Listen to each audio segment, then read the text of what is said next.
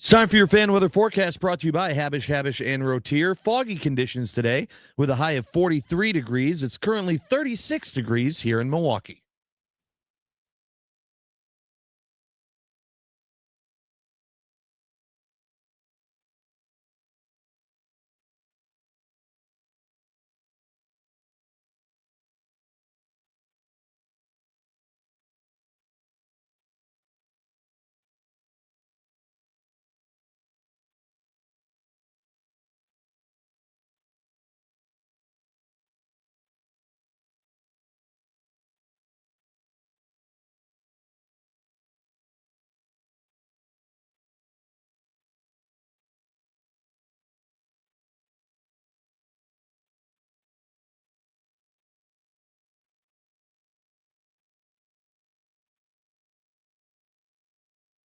I am an eternal optimist. So please, God, don't tell me that you're an eternal pessimist. I like to say I'm a realist. Oh, it's great. We're going to get along great. This is going to be great. This is Inside Wisconsin Sports with Trevor and Josh. Crowd is here, about to blow, waiting for me to start the show. Out the curtain, lights go up from home. Whoa! A minute left or so for Guard. He'll fire. Yes!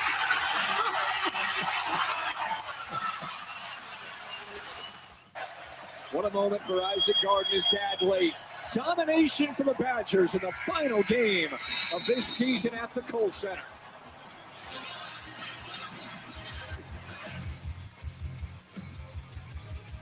The way senior night is supposed to be.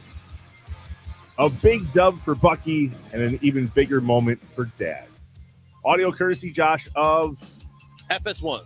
FS1. What's up, Wisconsin? Welcome inside Wisconsin Sports. Trevor Thomas, Josh Albrecht. Hi. Live from the Wisconsin Sports Radio Network studios, powered by the Potawatomi Sportsbook.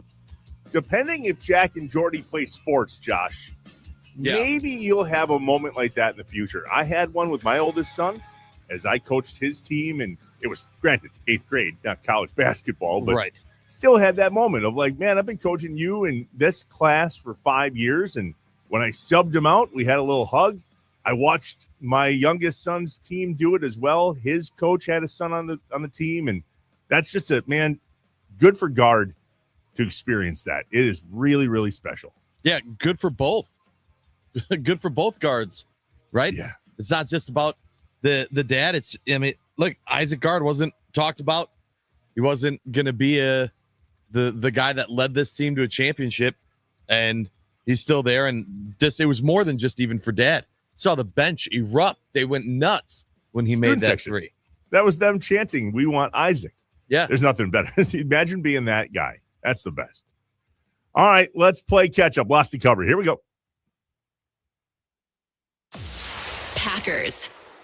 The news yesterday, back to the running back room, ironically, that we talked about earlier this week. 2 years, $4.85 million for Chris Brooks via his agency, who went out with a tweet instead of going through a reporter. That's the worst, when reporters have to retweet an agent's tweet going, well, Thanks.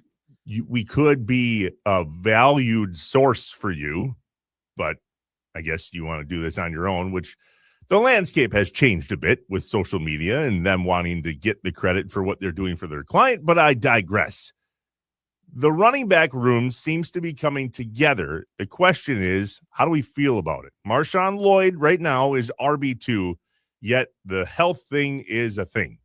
And so Chris Brooks essentially comes into that RB3 spot, but maybe RB2, and based on how the draft goes and how we fill these roles, well, I guess we'll just have to wait and see. Yeah, it's interesting because we just had the conversation yesterday about running backs and if they're a dime a dozen, or if we should be paying running backs to be at a higher position. And the NFL in general has said no, you don't really have to. And so it makes me go, all right, that's fine. Have him be the backup. Go draft another backup. Doesn't really matter. And we've seen that work in Green Bay over the years. There have been a lot of no-name backups that come in and run the hell out of the ball. And it seems as if that kind of proves the point. There are a few running backs that deserve all the money. The rest have to prove themselves, much like the guys have that got all the money. We'll wait and see. But that's essentially the news from the Packers yesterday. And I guess this time of year, we've mentioned this before, no news is good news. Brewers. Yeah, I mean, remember, spring training doesn't count. Yeah, of course. Who thought it counted? Matter. Doesn't count. Definitely not against the Cubs, who won yesterday against the Brewers 4-1. However, more importantly, this. Yelich in the air to center. Got some carry on it. Still back and gone. Welcome back, Christian Yelich. He goes yard. I saw a breakdown of that particular swing. Can't give the Twitter handle credit because I don't remember where I read it. But somebody said, look. Yelly has a step back. I saw in that his too. Swing. Well, welcome to the club, Daniel Vogelbach. Yeah. I'm very interested to see how that pans out. This was his first game, right? From what I saw, this was Yelly's like first time making noise. Yeah, it's certainly the first time he's made noise, yes. Yeah. So, I mean, I don't know. Let's hope that was something that they worked on and it leads to more success. And then, of course, remind yourself, even though that was the only highlight from the game didn't matter. Game didn't matter. Yeah, it was against the Cubs. The game didn't matter.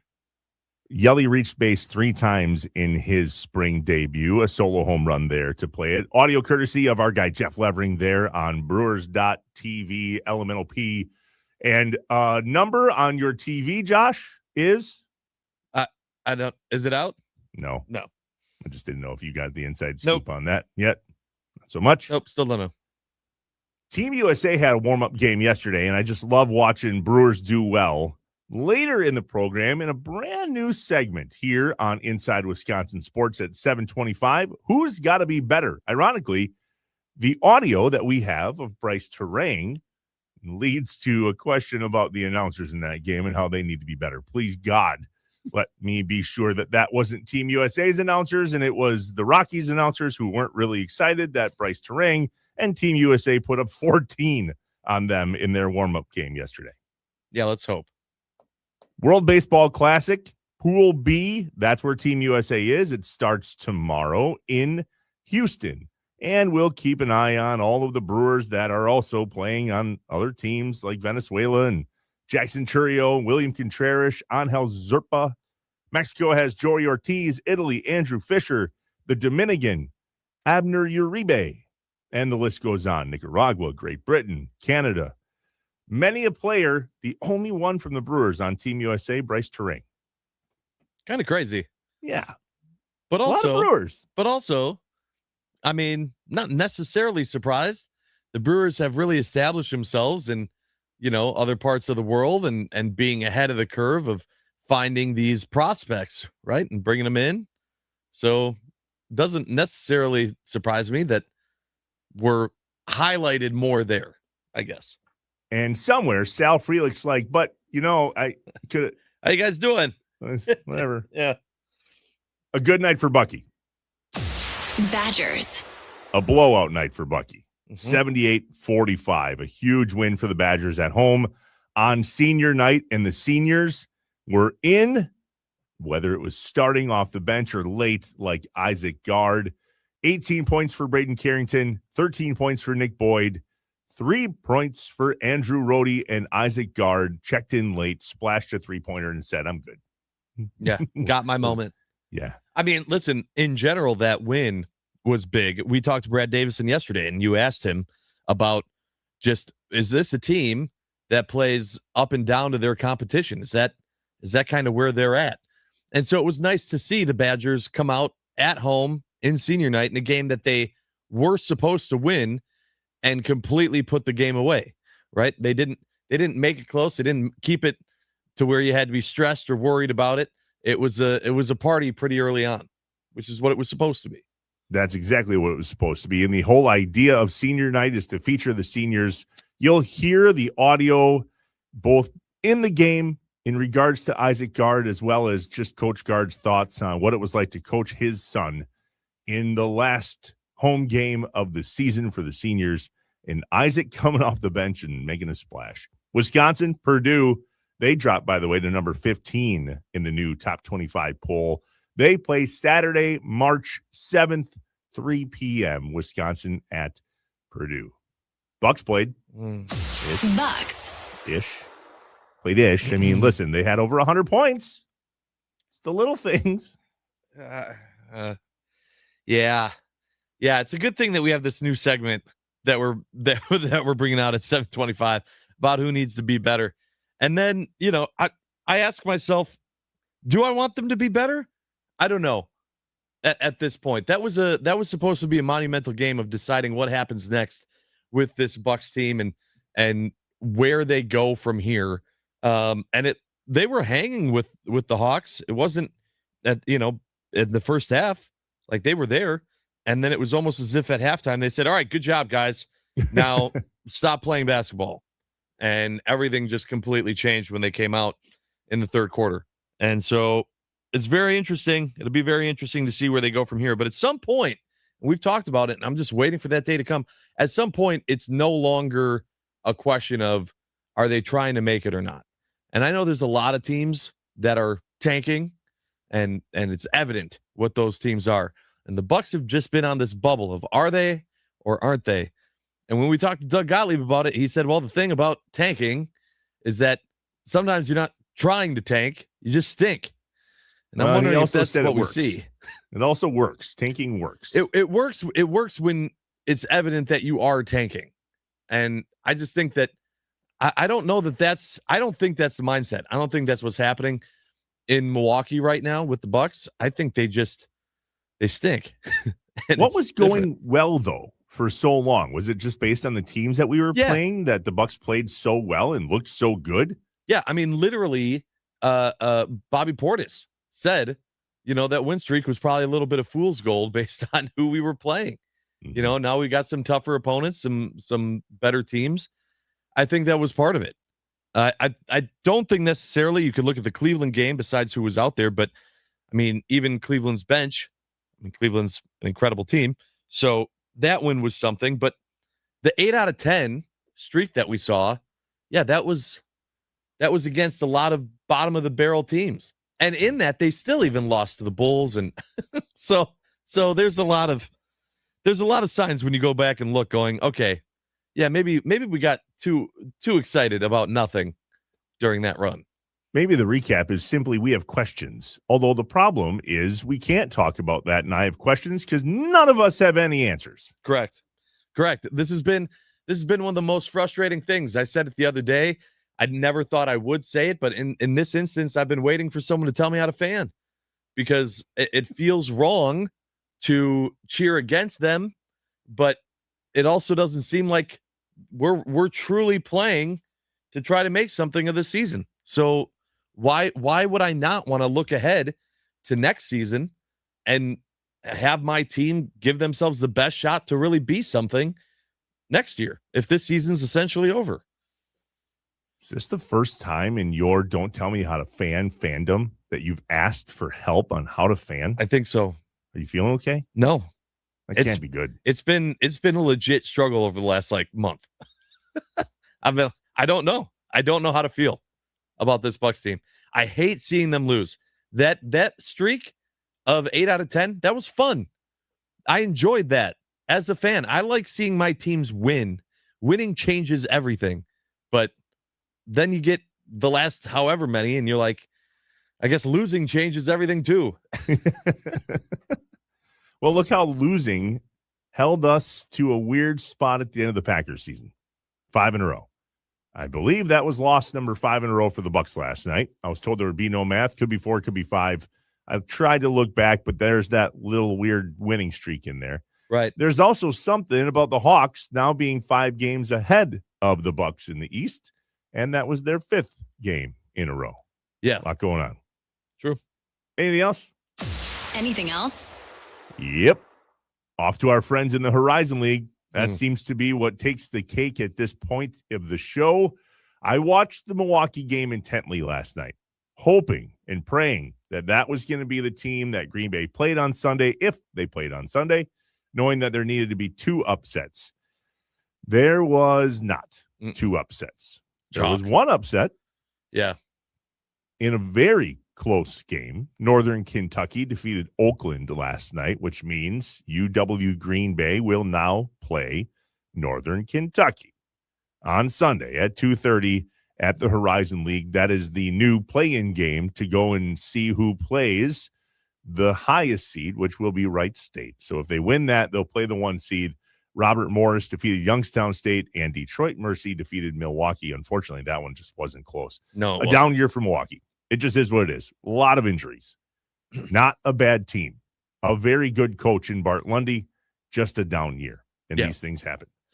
Yeah, it did suck for various reasons, though. I mean, first, we talked about it, that if UWGB wouldn't have had the opportunity to skip the play-in game, not have to play Sunday, that would have been nice. Knowing that the odds of that happening weren't very big. Right. Then having Green Bay, Milwaukee round 3, looking at just how the first 2 games went, how close they were. Obviously, the second one in Milwaukee leading to the infamous presser from Doug Gottlieb. Mm-hmm. Man, would that have been fun to have a Green Bay Milwaukee game 3, but not in the cards. They're out, and they'll look forward to next season as well. What's pretty cool is that the University of Wisconsin Green Bay women's team is not out. They're in. They won last night in round 1. They're the 1 seed, 81-57 against Detroit Mercy. What's really cool now is that both women's and men's teams from UW Green Bay are off to Indianapolis. Fans will get a 2-for-1 deal.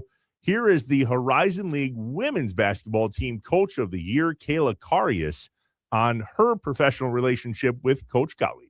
Coach Gottlieb has been really supportive of me and our whole program since the day he got here. We have a really good relationship with their men's staff. Honestly, talking a lot. We're all in the same hallway, so we just have a great relationship. We've been rooting for them all the way through, and just appreciate Doug will reach out to me on road trips after tough losses, big wins, all the things. We just keep supporting each other. So I think from a coach's side, that's really cool to see that we're going to be able to see them down there. And I think our players have become good friends with those guys too. So I just think if we can load up a couple buses and bring a lot of Green Bay fans down there and they can get the 2-for-1, that's a good thing. Should I take the bus? Yes. You should drive the bus. I'm not driving the bus. Drive the bus. Nobody on that bus wants me driving that bus. I want you driving that bus.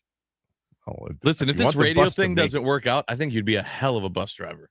You know, it's funny you say that, because I told myself that if this whole radio podcast Inside Wisconsin thing ever blows up, I'm going to be a truck driver. Really? Because America needs to keep moving, and I'll do my part. I think we're probably talking to a number of truck drivers on the road right now, listening to us across the state of Wisconsin on the Wisconsin Sports Radio Network.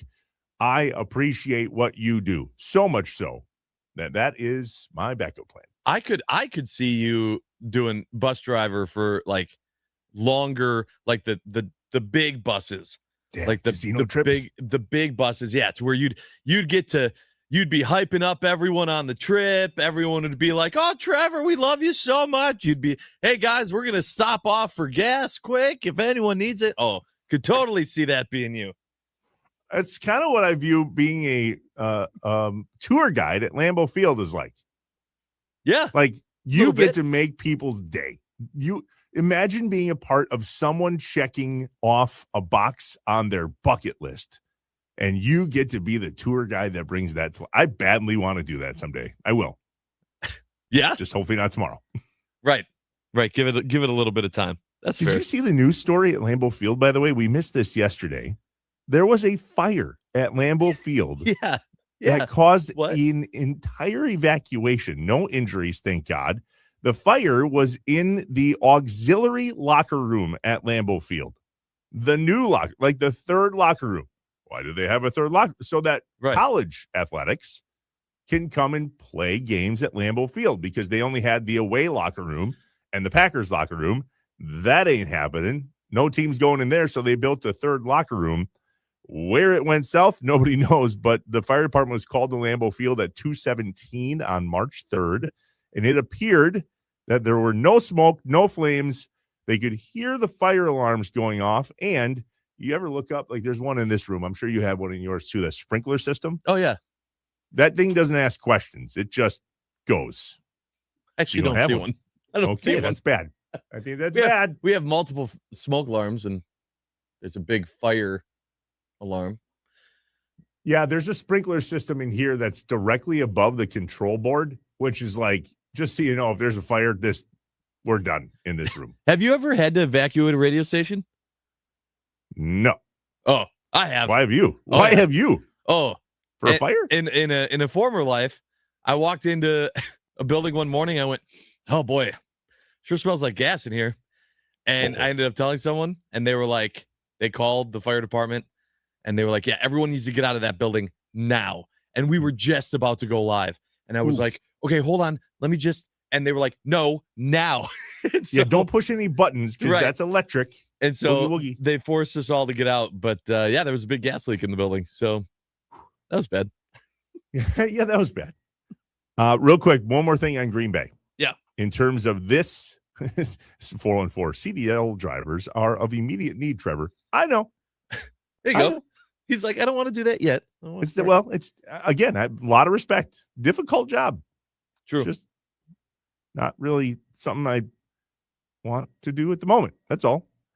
This will be the third meeting. Of course it would be, because that's how college basketball works. You play the teams twice. Green Bay beat Northern Kentucky on January 11th, 80-78. On February 4th, Green Bay beat Northern Kentucky in overtime, 87-84. So that's going to be a close game. Yeah. Well, we've talked about the difficulty of beating a team 3 times in a row, but they've done it once already. So do it again. Not going to wood. All right. When we come back, the question of the day is, when you see a professional athlete in the community and you have an interaction, whether you're with your eyeballs or with your shakings of hands and speaketh of the mouth and just an interaction, how do you approach that? That happens a lot here in Green Bay. We see the players and the staff around town a lot. We've seen video of Giannis being out and about, and seems like people leave him alone. Have you guys out there across Wisconsin had these interactions? Have you seen somebody out in public that you recognize and you went, oh, I'd love to talk to them? So, and then do you do it or do you leave them alone? 414-677-1250. That's the question. The Nicolay Law talk and text line. We're live from the Wisconsin Sports Radio Network studios, powered by the Potawatomi Sportsbook. It's Inside Wisconsin Sports with Trevor and Josh. Good morning.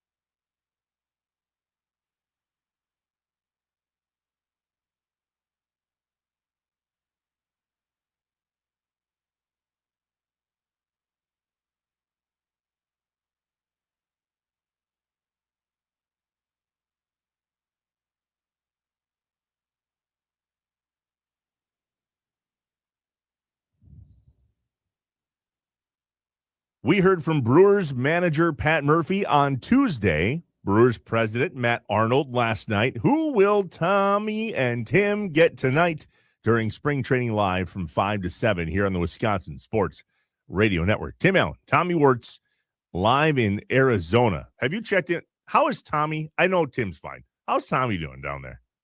It's really interesting you say that. He seems to be having a blast and doing just fine. But I literally went out of my way yesterday. Definitely, but I've not seen him in the social posts. It's been all Tommy recording Tim. And I'm like, something happened? Why am I not seeing Tommy's face? What's going on with Tommy at these games? What's going on with Tommy? I said, Tom, we got to turn it around. Let's see Tommy's face. A little selfie wouldn't be the worst there, Thomas. Just we're all need a check. It's a welfare check. Just a welfare check. With that, we have questions. Here we go. When things just don't add up, Trevor and Josh ask the hard questions or just point out how messed up stuff is. I only have one question. Can you fly this plane and land it? Surely you can't be serious. Do you view this season as a failure? You asked me the same question last year. What's the most important question the Badgers have to answer Saturday? This is a great question. Oh my God, this is a great question. It's time for I Have Questions on Inside Wisconsin Sports with Trevor and Josh. The Nicolay Law Talk and text line 414-677-1250. Josh, we might have to change up that intro. That music might be a thing of the past. Why? Well, because Mr. Rollins has reappeared, and he's only dressed in black with face masks on currently. And rumor has it that he's going back to the persona of who he was when he was a part of the Shield in WWE. So his whole burn it down thing might be dead. Well, that doesn't mean we still can't use the music. I'm just saying. Yeah, there goes as he fades off into the distance. Burn it Mr. down. Rollins. All right, so do we leave these people alone when we see guys like Giannis or Green Bay Packers in our community, like Jordan Love, or in Milwaukee, somebody like Pat Murphy? When we see them out and about, what do we do? How do we respond? Do we do anything? Do you talk to them? Do you leave them alone? Do you not? Total coincidence. The guys down in Arizona had Pat Murphy in a one-on-one interview the other night, and Tim asked Coach Murph this exact question. Here's his answer. In Milwaukee, do the fans leave you alone when you're out and about? I know it's family time, and hey Murph, or do they pester you for an autograph? And they're great. Trust me, I know a lot of Brewers fans who talk to them every night, but do they leave you be? No, and I'm glad they don't. I don't look at it as pestering me at all. Everybody's been super respectful.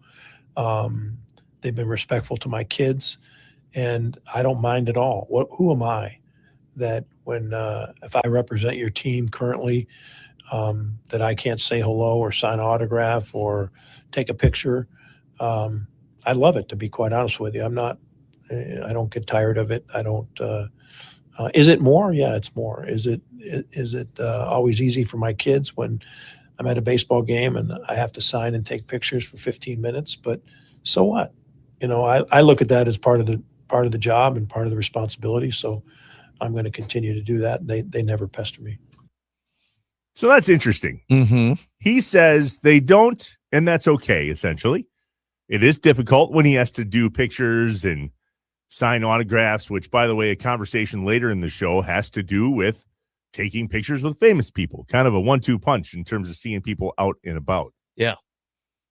I've asked Goody this question one-on-one. I said, Brian, do you like talking about the Packers? Do you like it when people see you and talk Packers? And he said, Trev, the reason I have a job is because people watch the Green Bay Packers.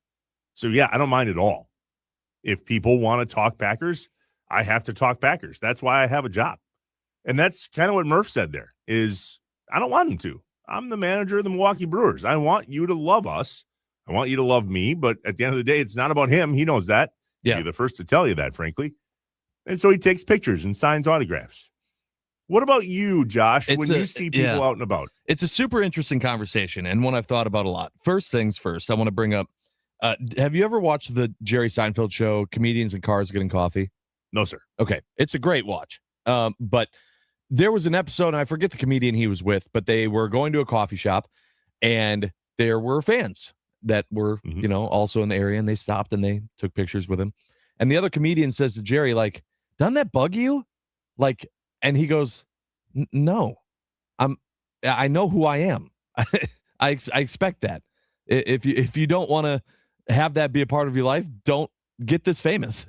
Like, he was very evident and aware, self-aware of who he was, and to constantly hide from that makes it more difficult. So he just accepted it and said, yeah, when I go places, I have to spend a little bit of time taking photos with people. It is what it is. Not that I am even in the same universe as someone that should be someone that wants someone to get a photo or talk to. But I've had plenty of times where people have come up to me and said, hey, love hearing you on the radio. Can we get a photo? And I go, absolutely. And then there are times where I'll post something on social media and they'll say, oh, I was there, I saw you, but I didn't want to bug you. And I always comment on those and go, bug me, please. Like, I'd love to meet everybody and get ideas of what people think and talk to them. So for me personally, I live in the world of talk to me. More communication isn't a bad thing. That being said, I think there's a gray area. And when you reach a certain level, you have to go about it in a different way. And the most important thing is you have to be respectful. So if you are going to be someone who's going to bug someone for a photo or an autograph or whatever, you got to pick your spot, and you got to make sure that you're really, really respectful about it, and not just, oh my gosh, hey, can I have your autograph? Like, you can't do that, right? Well, like, some people do, though. Don't tell them how to fan, Josh. Well, but to that, then you're not even going to get what you want. Because depends. Because then you're individual, though, don't you think? Well, but you're bringing more noise, right? You're making a bigger scene to where people that maybe didn't notice that Murph was there or Giannis was there or whatever, now they're all looking, and now they feel, panicked, and now they got to walk away. They got to get out of whatever area they're in. So I feel like that's part of it. You just got to, be respectful, go about it. I know some people say to every situation, leave them alone. I don't agree with that.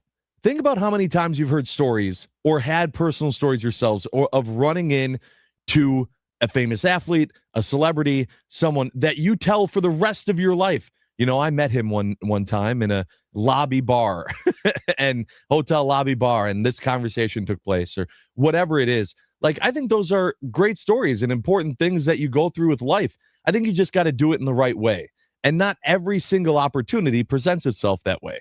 So you brought up Giannis. Obviously, I've literally been kept up at night worrying about the fact that I'm never going to get to meet Giannis. So to me, I meet Giannis, like I have the opportunity to meet Giannis, I'm taking it. But that's so funny. Take your own advice. Leave him alone. But Giannis? But that's what I'm saying. I'm not saying leave him alone. I'm saying be respectful. You got to find the right opportunity to do it. If he's there with his whole family in a humongously crowded area, good luck. That's going to be really tough to do. Pick your spot. That's all I'm saying. How cool would it be if Giannis tagged along with you for a day at the Wisconsin State Fair? Okay. Yeah. I mean, if you want to talk about like a dream I have weekly, sure, that's fine. we can do that. I've literally had dreams about and heard like of people being at Disney, like Giannis being at Disney and being like, oh, what about if Giannis was at Disney World when I was at Disney World, and like we live in the same city, but when we finally like run into each other, I get to meet him and we're not even in Milwaukee. How crazy. All of these things play through my head. Giannis to me is in a completely different conversation. John in Green Bay on the Nicolay Law Talk-In text line, 414-677-1250, says, leave him alone. And go Phoenix, by the way. Twice from the 608, Grandpa in Sun Prairie. He says he saw Al Toon at a Badger game, said hi and asked for a picture, and then saw Mark Johnson shopping alone at Whole Foods, and I just smiled and nodded. That's nice. I mean, you approached one and not the other. That's okay. Right. JB in the 920, who does a lot of Uber driving. I bet you that's what he's doing right now. And he's met some famous people. I bet JB's got some stories.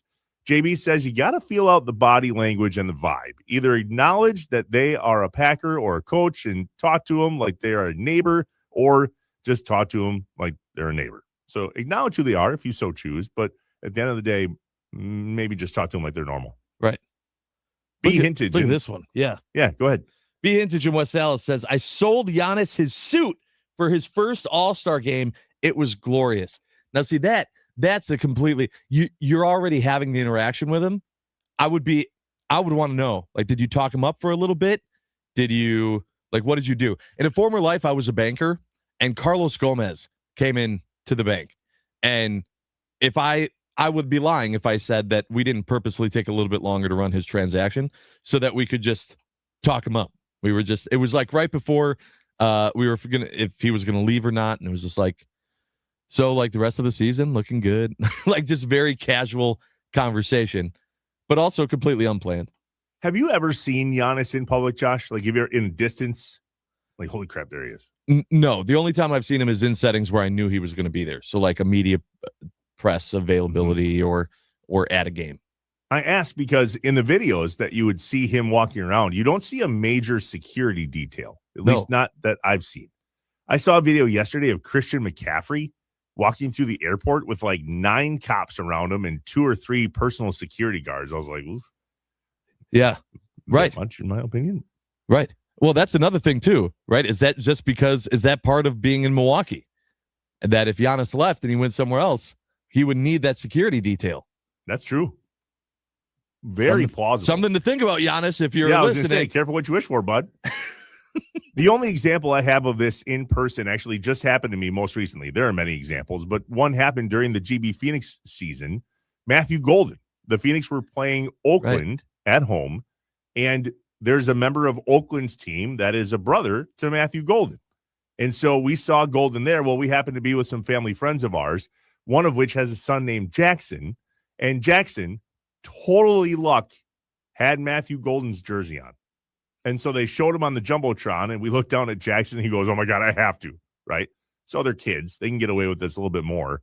And I encouraged it. Go over there and talk to him. Yeah. So they did. And Matthew said, hey, let's do this later. Because you could tell, and I'm not sure why they do that at some sporting events when they put the celebrities up on the Jumbotron. Hello. Right. Now kind of asking run for over it there. now. Right. So they got a picture with him later. At least he did that, which was very kind. Some of those guys don't. And you know who was the worst? Maybe worst isn't the right word because to each their own, but John Cena did not appreciate being John Cena in public. Have you ever seen those videos? No. Oh, do not record John Cena without John Cena telling you it's okay to record him. He was very professional about it in all the videos that I've seen, but he also was very stern about it. Well, that's how he is about everything. But I could see that too. Like I can definitely see him as someone like just with his overall image of he doesn't need every single person out there being paparazzi of, catching me doing something, turning it into something else. Aaron Rodgers was on McAfee yesterday and talked about how he thinks it's absolutely bonkers that people want to know who his wife is so badly. And then he came back and said, I didn't want a public life, but based on what I've accomplished, I understand it comes along with it. So It is very much to each their own, very much. And to your point, in a different city, people treat this differently. Aaron said on the show yesterday that he has legit stalkers for about the last year and a half. We all know the story of Bob Uecker's stalker. Mm-hmm. So this has levels to it. And I guess maybe from the conversation, some people choose to engage and say hi. Murph enjoys that. Goody understands it's part of the gig. And others are like, please don't. And that's okay. Yeah. Well, it's different depending on everything of who you are, right? Like that's why we talk about a Green Bay Packer player might have a house just in your cul-de-sac.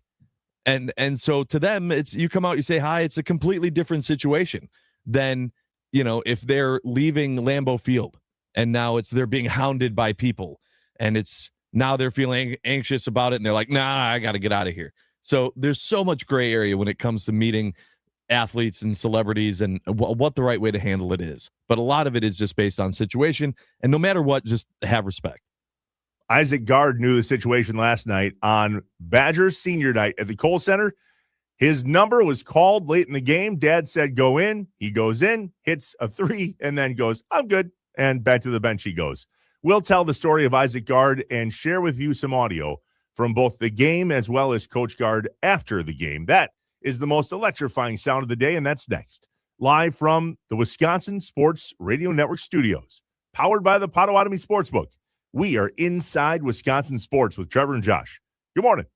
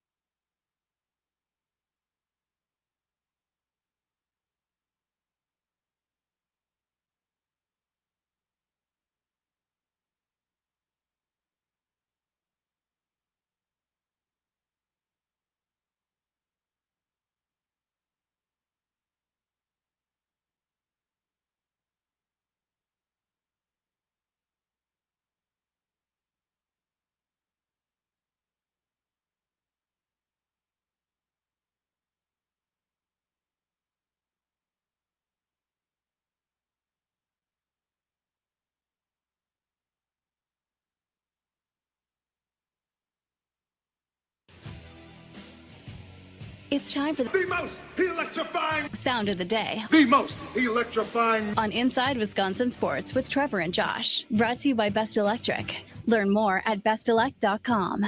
Don't stress. Connect with the best. A minute left or so for Guard. He'll fire. Yes!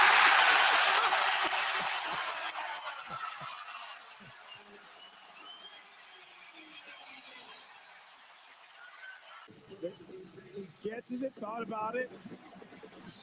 Standing right in front of his dad. In a moment the Guard family will remember forever.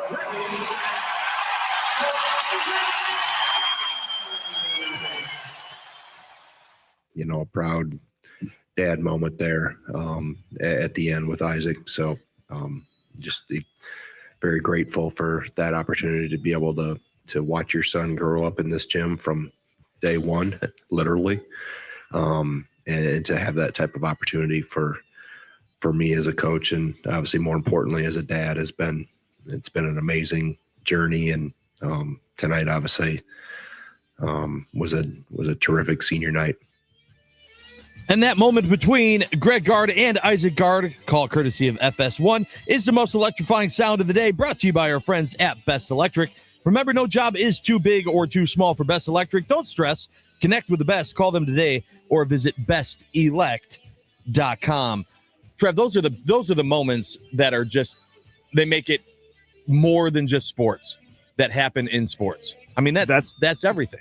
That's the beautiful part of sports. Yeah. Is that there's always something more than just the sport.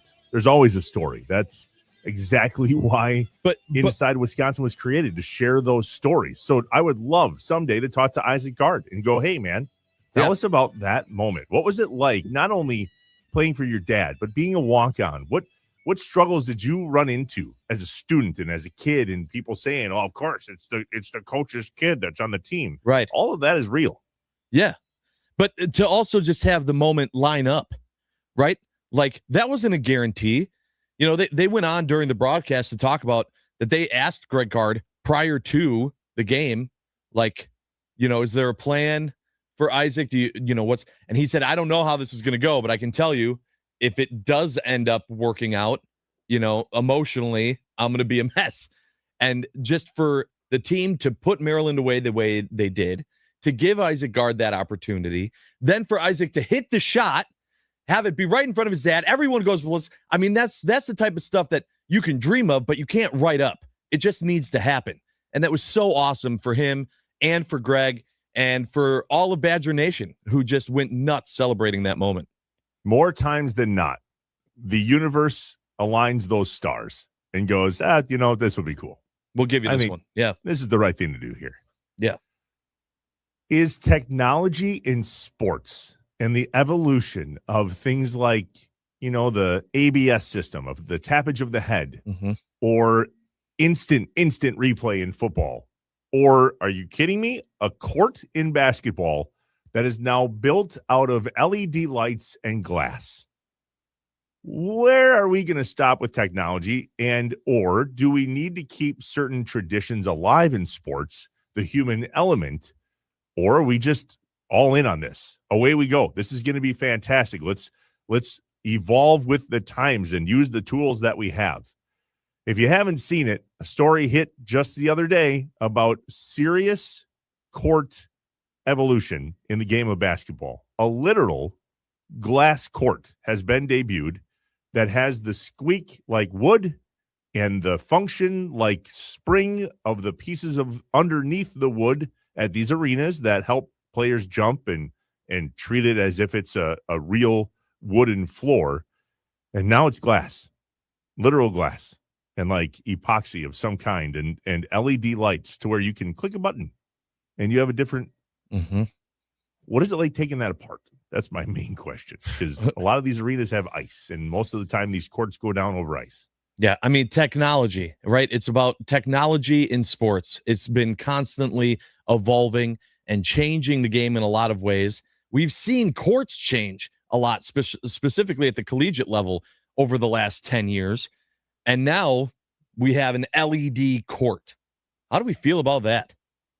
414-677-1250, the Nicolay Law talk and text line.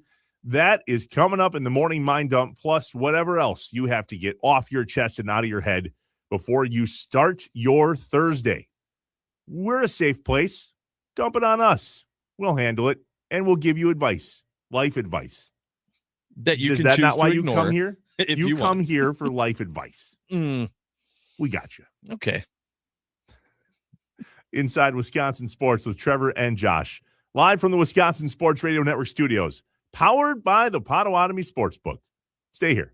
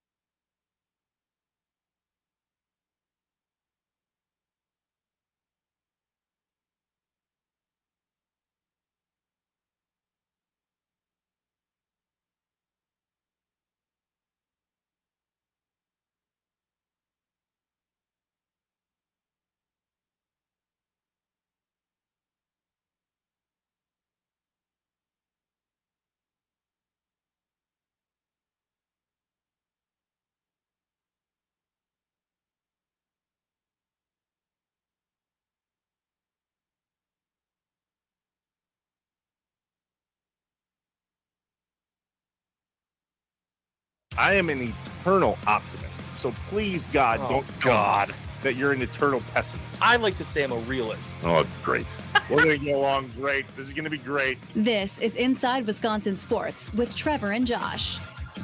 Crowd is here, about to blow, waiting for me to start the show. Out the curtain, lights go up, I'm home. Whoa! A minute left or so for guard. They'll fire. Yes!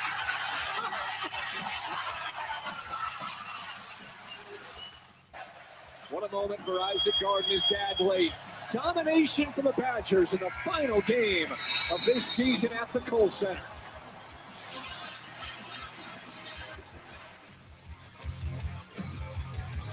Domination indeed for the Badgers at the Kohl Center on senior night last night. A big win against Maryland and a bigger night for Greg Gard and his son Isaac Gard. The last time the father-son duo will be on the court together. A special moment there. Audio courtesy of FS1. Audio here courtesy of Trevor Thomas and Josh Albrecht. Hi. Inside Wisconsin Sports and the Wisconsin Sports Radio Network statewide. WNFL in Green Bay on 99.7 in the Fox Valley, 93.9 the game in Wausau, 710 the game in Duluth Superior, and 1250 AM and 105.7 FM the Fan in Milwaukee. Follow us on social media at WI Sports Radio, at Trevor Thomas IW, at On Air Josh. And should we create a Twitter handle for the Morning Mindo? I don't know. There's a lot of I'm worried. I'm worried about the the unsolicited responses that would end up finding that Twitter account. I think we just keep hitting us up at On Air Josh and at Trevor Thomas IW. All That's right. probably good. Just play the music, I guess. Okay. Voices in my head, they counsel me, they understand, they talk to me. The coffee is kicked in. We're awake and ready to roll. Let's get some things off our chest and out of our heads. You don't know what it's like to be me out here for you. It is an up at dawn, pride-swallowing siege that I will never fully tell you about, okay? I'm as mad as hell, and I'm not gonna take this anymore. I'm in a glass case of emotion. What we've got here is failure to communicate. We've got no food, we've got no jobs, our pets' heads are falling off! It's time for the Morning Mind Dump on Inside Wisconsin Sports with Trevor and Josh. 414-677-1250, the Nicolay Law Talk and Text Line. Sports life, whatever you got on your chest and in your head, shoot us a text. We're a safe place. And go ahead and give us the best of what you got to get out of your head and off your chest as you start your day today. The Big 12 showed the other day on Twitter an advancement in technology in sports. There is some sort of addition that we can now make a basketball court out of LED and glass. Mm-hmm. It performs the same way a court made out of wood does. The same stuff, the same jump, the same feel, the same squeak of the sneakers. The difference, no more wood. And by the click of a button, you get a different floor.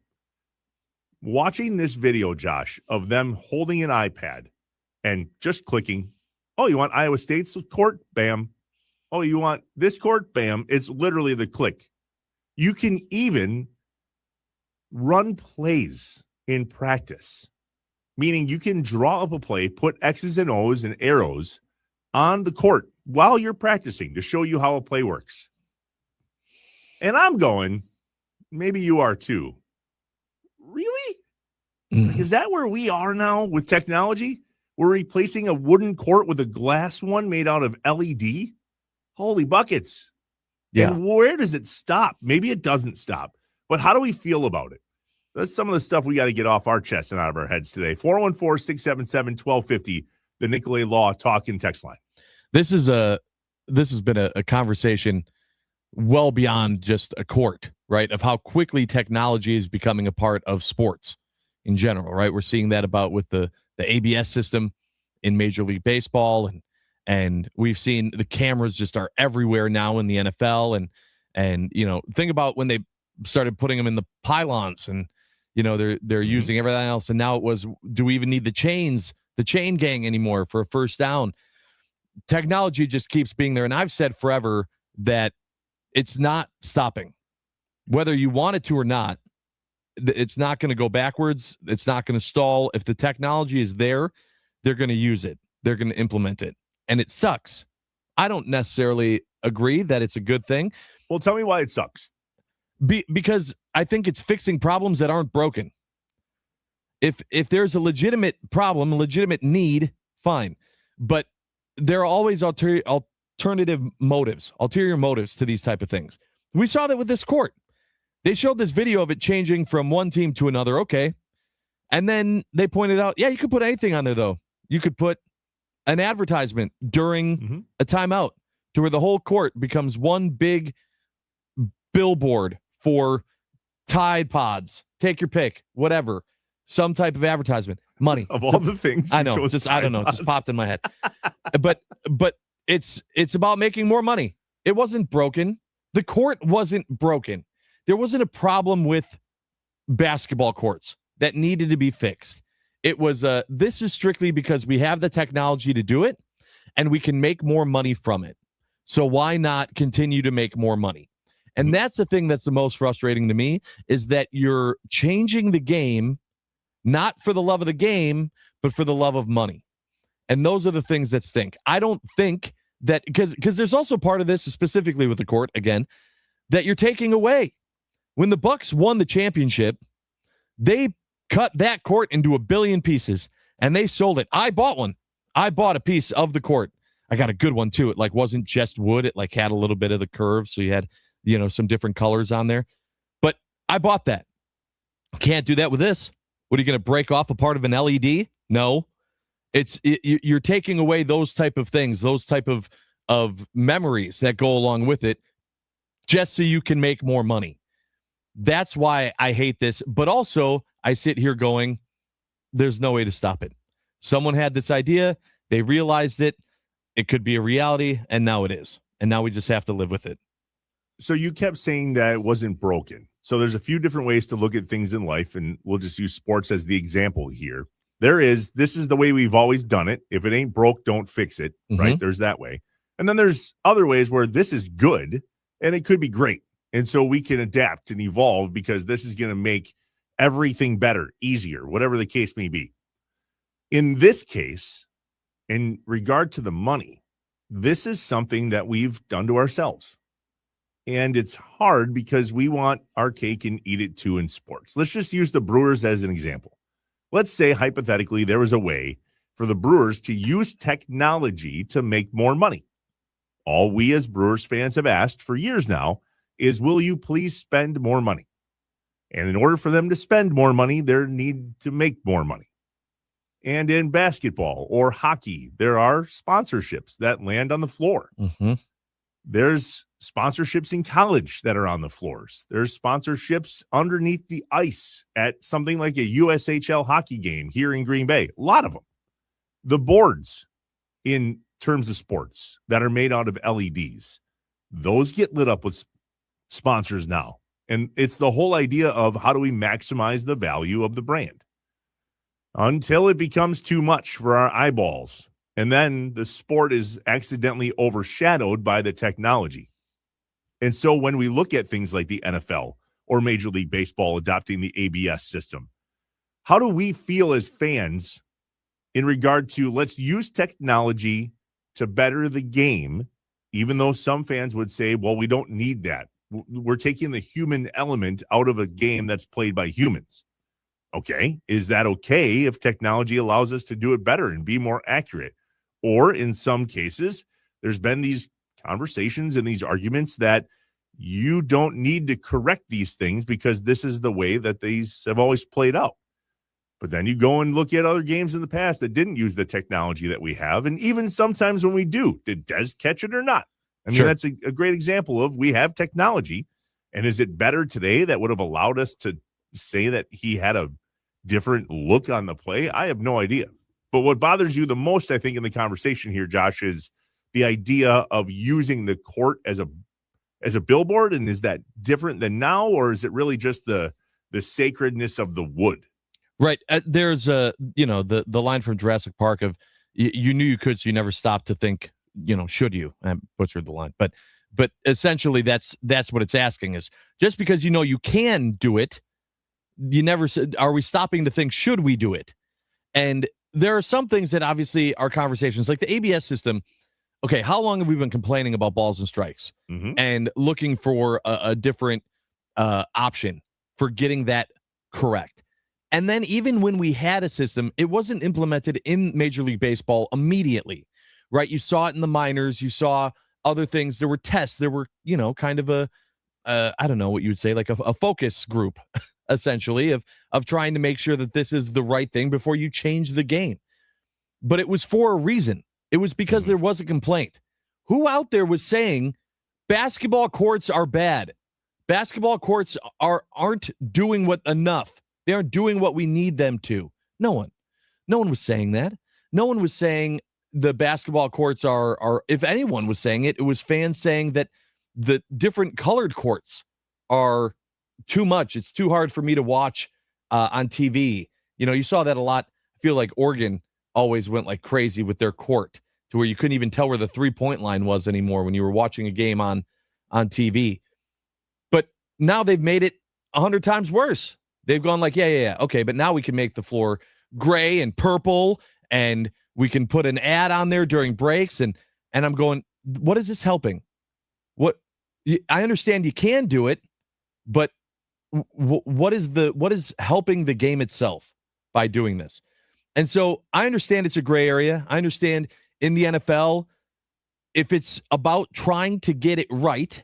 You brought up two other examples with the NFL, with the instant replay, and baseball with the ABS system, right? With those, it's about trying to get it right, trying to be correct, whether it's an instant call from the booth going, nope, you got that wrong. This actually should have happened. Or if it's in baseball of going, nope, that was a ball, that was a strike, fine. Those are trying to make the game better. How is this making the game better? Well, there's a personal side to this as well from professional and installation.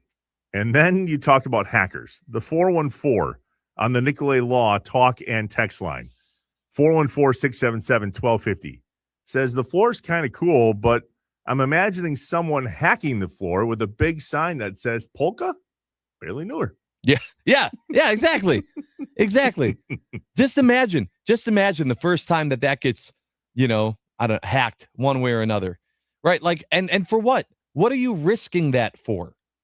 So that you can sell more ads. Like that's it. The idea there's a cost to moving courts too, though. Like, and I wonder if this fixes some of that. Like, there's a cost of people to move these courts, to change these courts out, to build new courts. I mean, somebody just said if there's a dead spot on a wood court, they replace that dead spot. What happens when there's a dead spot in a glass court, or what happens when one bank of an area goes out, just like a billboard? We all drive down the highway and watch 100%. These LED billboards, and all of a sudden, poof, you can't see a portion of the billboard. What happens about that in mid-game? Let's say it's the free throw line with all the luck.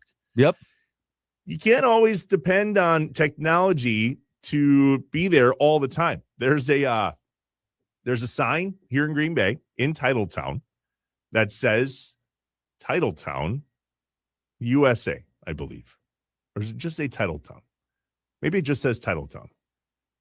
Somebody cut a wire and made that say something different. Town. Mm-hmm. Now, that was potentially sabotage, but for some time, the light on top of the building that welcomes you into Titletown with a big thing that says Titletown did not say Titletown. Right. You go ahead and you can figure it out. Tell me what letters got blacked out. Right. So it's about the money. Now, what about the pitch clock? Because that too was about money. And what I thought was fascinating was a technology piece like that added to the game. And in Milwaukee in specifics and other major league ballparks, there's typically a time when you cut off alcohol sales. Did you know, Josh, that when this happened, alcohol sales were actually allowed to continue because games were going so quick that it was no longer about safety. It was about making sure that we spend as much as we can in a ballpark. I'm not saying that happened at AmFam Field, but I did see reports of that along the way that said, okay, well, I thought this was about drunk driving, and now it's not. Now because the game's going quicker, we can continue to sell. Maybe it was here, maybe it was somewhere else, but there's going to be things like that come out about, well, these people had these jobs and now these jobs got taken away, or sponsorships decided that they wanted this and the logos are going to be better and so on.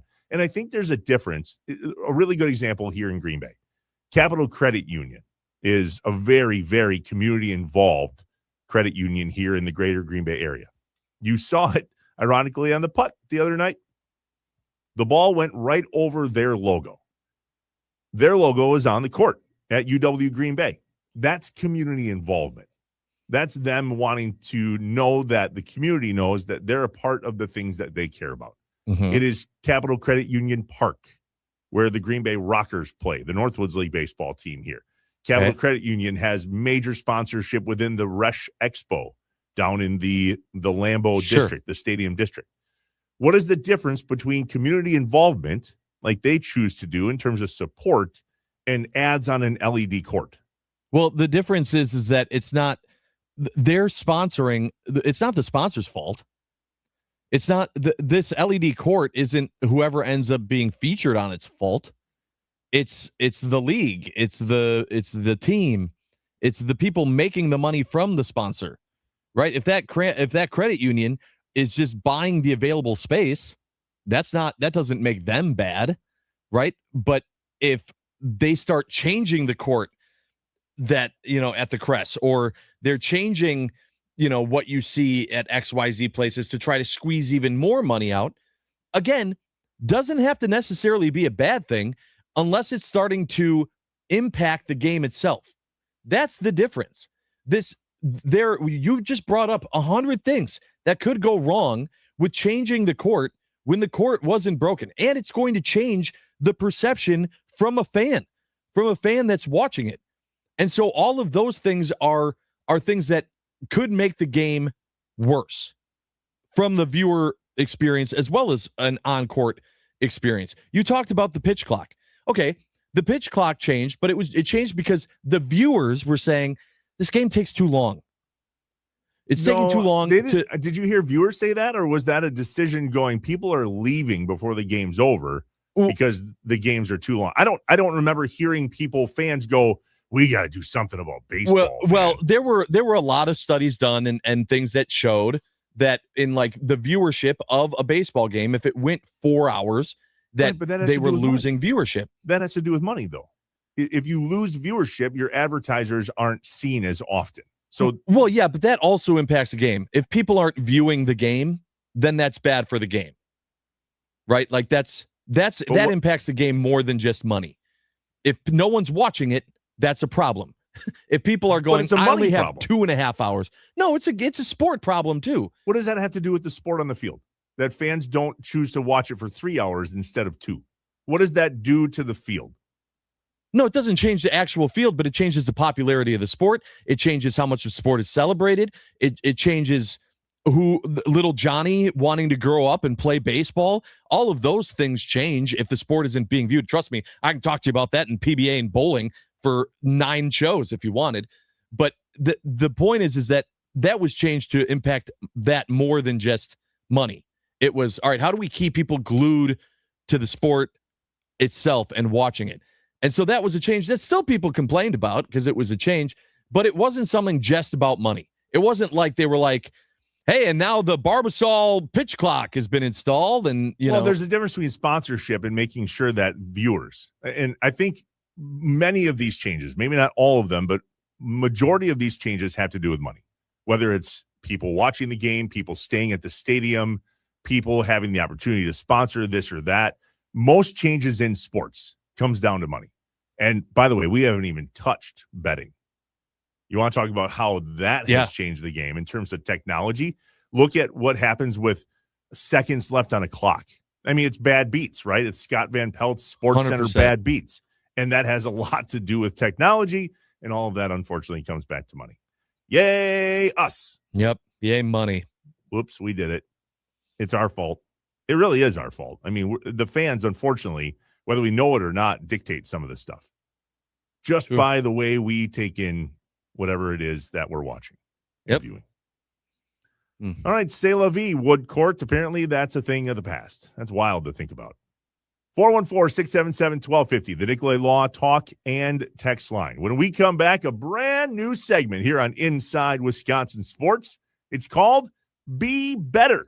Who's got to be better this week? We'll share ours, and we look forward to yours. 414-677-1250, the Nicolay Law Talk and Text line, live from the Wisconsin Sports Radio Network studios, powered by the Potawatomi Sportsbook. It's Inside Wisconsin Sports with Trevor and Josh.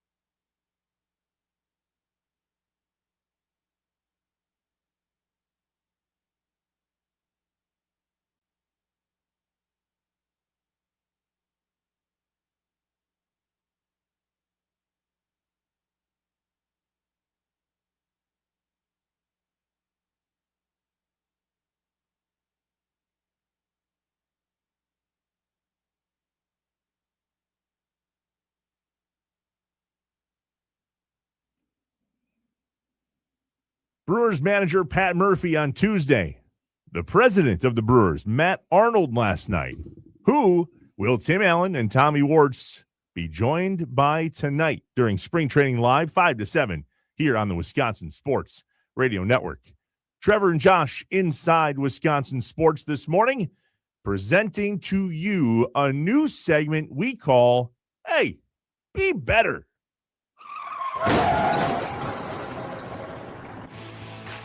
It's time to answer the question, who needs to be better? Is it a team? I need to be better for our team. A coach? I got to be better as a coach. A player? I got to be better. We got to be better. Just facts. Let us know who you think has to be better. Brought to you by the Better Business Bureau. Show people your business is better. Get BBB accredited with the Better Business Bureau at bbb.org. That's right. It's time for a brand new segment where we ask who needs to be better, brought to you by the Better Business Bureau. If you're unaware, my wife, Julie, with the Better Business Bureau, and she's always asking me to be better. And I want to know who else in the state of Wisconsin and beyond needs to be better. And your business can be better with the BBB. 90% of consumers recognize and trust the BBB accreditation seal or logo when they see it. Be better and be accredited at bbb.org. Trevor, who needs to be better? Well, I have a piece of audio that I stumbled upon yesterday. Our guy Bryce Terang, in his warm-up game with Team USA yesterday versus the Rockies, hit 2 doubles. Now, pause. This is the USA versus the Rockies, and most likely this audio comes from the Rockies broadcast team. But holy moly, I hope the Team USA broadcasters, when the World Baseball Classic kicks off tomorrow, I hope they're better than this. Listen to how excited this guy was about Team USA doing well with our guy Bryce Terang. This is line to left center field. Is going to get down and roll to the wall. Extra bases for Terang. This ball is hit pretty well to left. And chasing it, unable to make the catch, and it bounces over the fence is Zach Bean. I wonder what that's like. Electric stuff. So be better, broadcasters, when Team USA is on the field in an exhibition game in spring training. That doesn't matter. Mm-hmm. We can be excited that Team USA is doing well. So, hey, broadcasters, be better. Yes, that's great. Hey, we also had this audio we didn't play earlier. That is going to do it. With the shot clock turned off, Atlanta can dribble this out. The Hawks use a big second half to cruise to a 5th straight win. And now 5 games separate Atlanta from Milwaukee in the Eastern Conference. Yeah, so the Bucks are the big one for me today, Trevor, of the Bucks need to decide if they're going to be better. And if they are, they need to be better now. Because as that clip just said, they're 5 games behind the Hawks. And they are, I mean, I understand the season's not over yet, but it's going to get here really, really quick. And what did I say my biggest fear was? That they weren't going to be able to decide what to do, and they were going to finish middle of the road. Not good enough to get a franchise-changing pick in this year's draft, but also not be good enough to really make a run or do something in this playoff, in the after the regular season in the NBA. The Bucks need to decide right now. Time is up of this flip-flop back and forth. Is it time to continue pushing or to tank? And if it's time to keep pushing, they need to be better now.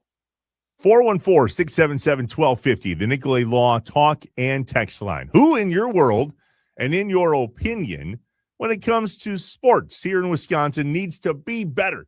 Or maybe there's someone in your life that you have a story about that you would wish would be better. We will leave you anonymous as much as humanly possible. I have another one. I have a few people that need to be better. Fanatics needs to be better, Trevor. And we could talk about Fanatics for days, but you brought up you brought up the World Baseball Classic, and a lot of people have been feeling the patriotism over the last couple of months, and Fanatics has just been completely messing things up in regards to getting out USA gear. During the Olympics, they were very, very limited runs of U.S. men's Olympic hockey jerseys, sweaters, as Fanatics apparently didn't think that they were going to be a big seller. And so they didn't make enough.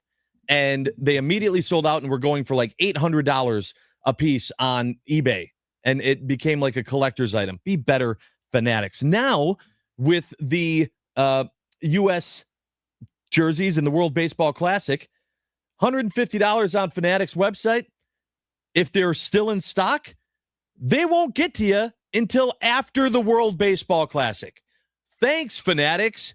Be better. If you're going to be the giant that owns everything in regards to gear in sports, this is embarrassing. You can't also be making these type of mistakes. Fanatics needs to be better. Can we ask Mother Nature to be better these days? I feel like spring is here and then it's not going to be. And then it is, and then it isn't. And my be better is for Doug Gottlieb. Ooh. Damn it, Doug.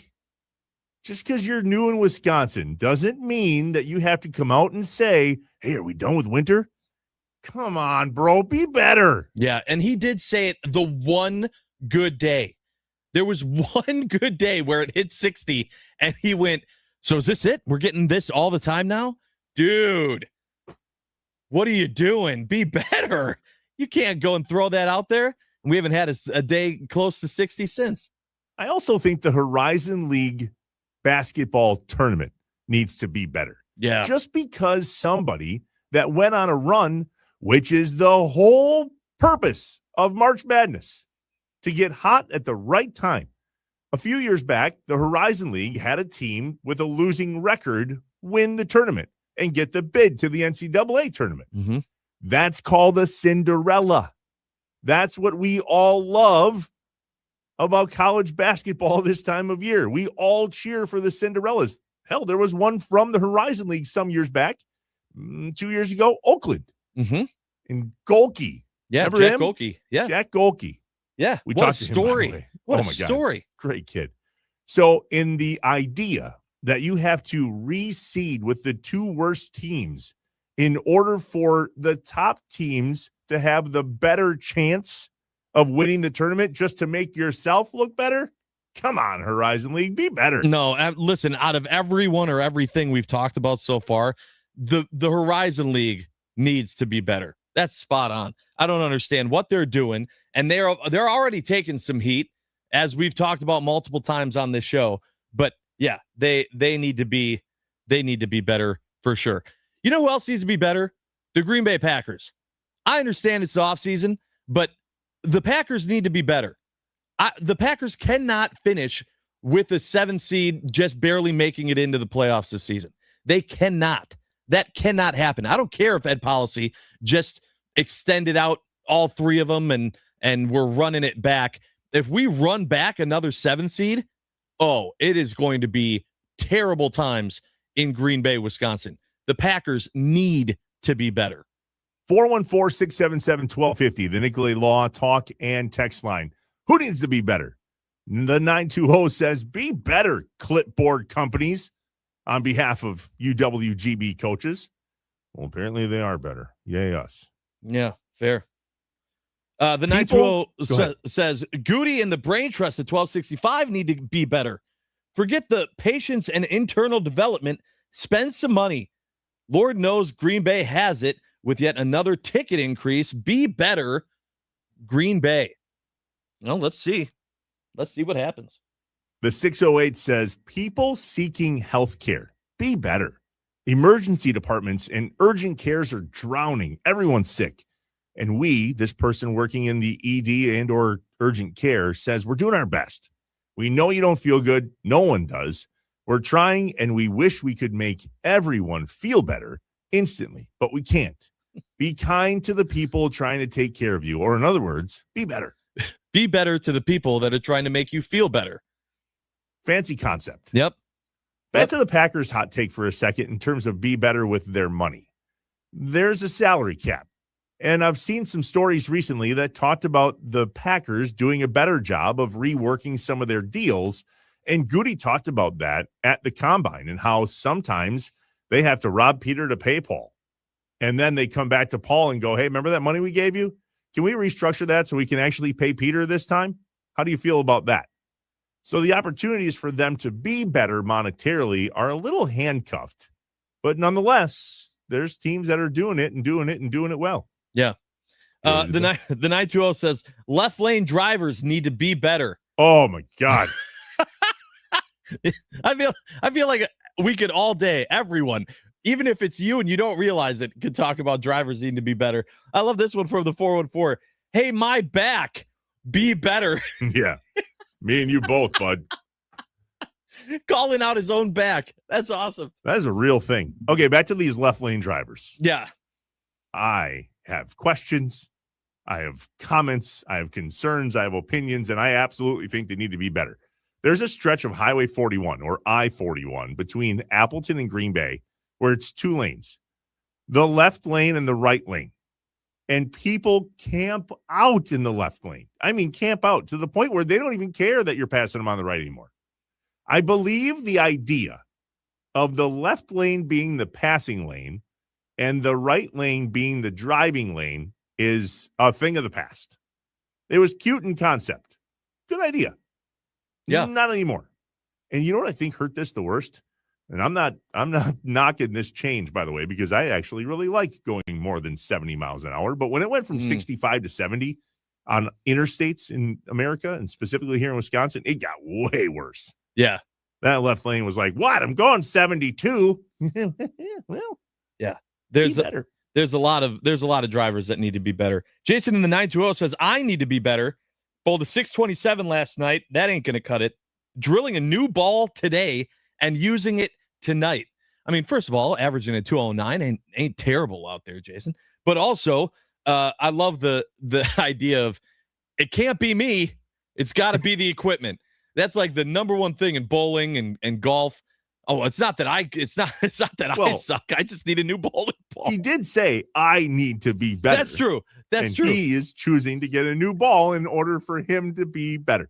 That's a real thing, Josh. You're a bowler. You know that. Equipment matters. It does matter. But I just, listen, I know, and I'm not saying this is Jason the 920. I know so many people that go, man, I think I just need a new bowling ball. They have like 15 bowling balls. At some point, maybe you need to be better, bud, not your equipment. And last but certainly not least, from the 414, I want to stress that this is not me talking. I wasn't going to read this one. This is not Josh talking. Absolutely not me. Love you, sweetie. But someone says, my wife needs to be better. And that's it. That's the tweet. Yep, that's it. Weird they didn't associate that with themselves. They didn't give a name. They didn't say who they were. Nope. Nothing. Your number is safe with us, pal. Yep. We did say this is a safe space. Well, and that's it. Thank you to everyone for this week's and the first edition of Being Better. Who needs to be better? Reminder, thanks to the Better Business Bureau for bringing us Be Better. Have your business be better at bbb.org. Are you a better actor or actress than other people? If you're interested in being an extra, you have an opportunity coming up on March 12th. We'll tell you all about that and how you could be an extra for NBC Sports Sunday Night Baseball. That's next. We're live from the Wisconsin Sports Radio Network studios, powered by the Potawatomi Sportsbook. It's Inside Wisconsin Sports with Trevor and Josh.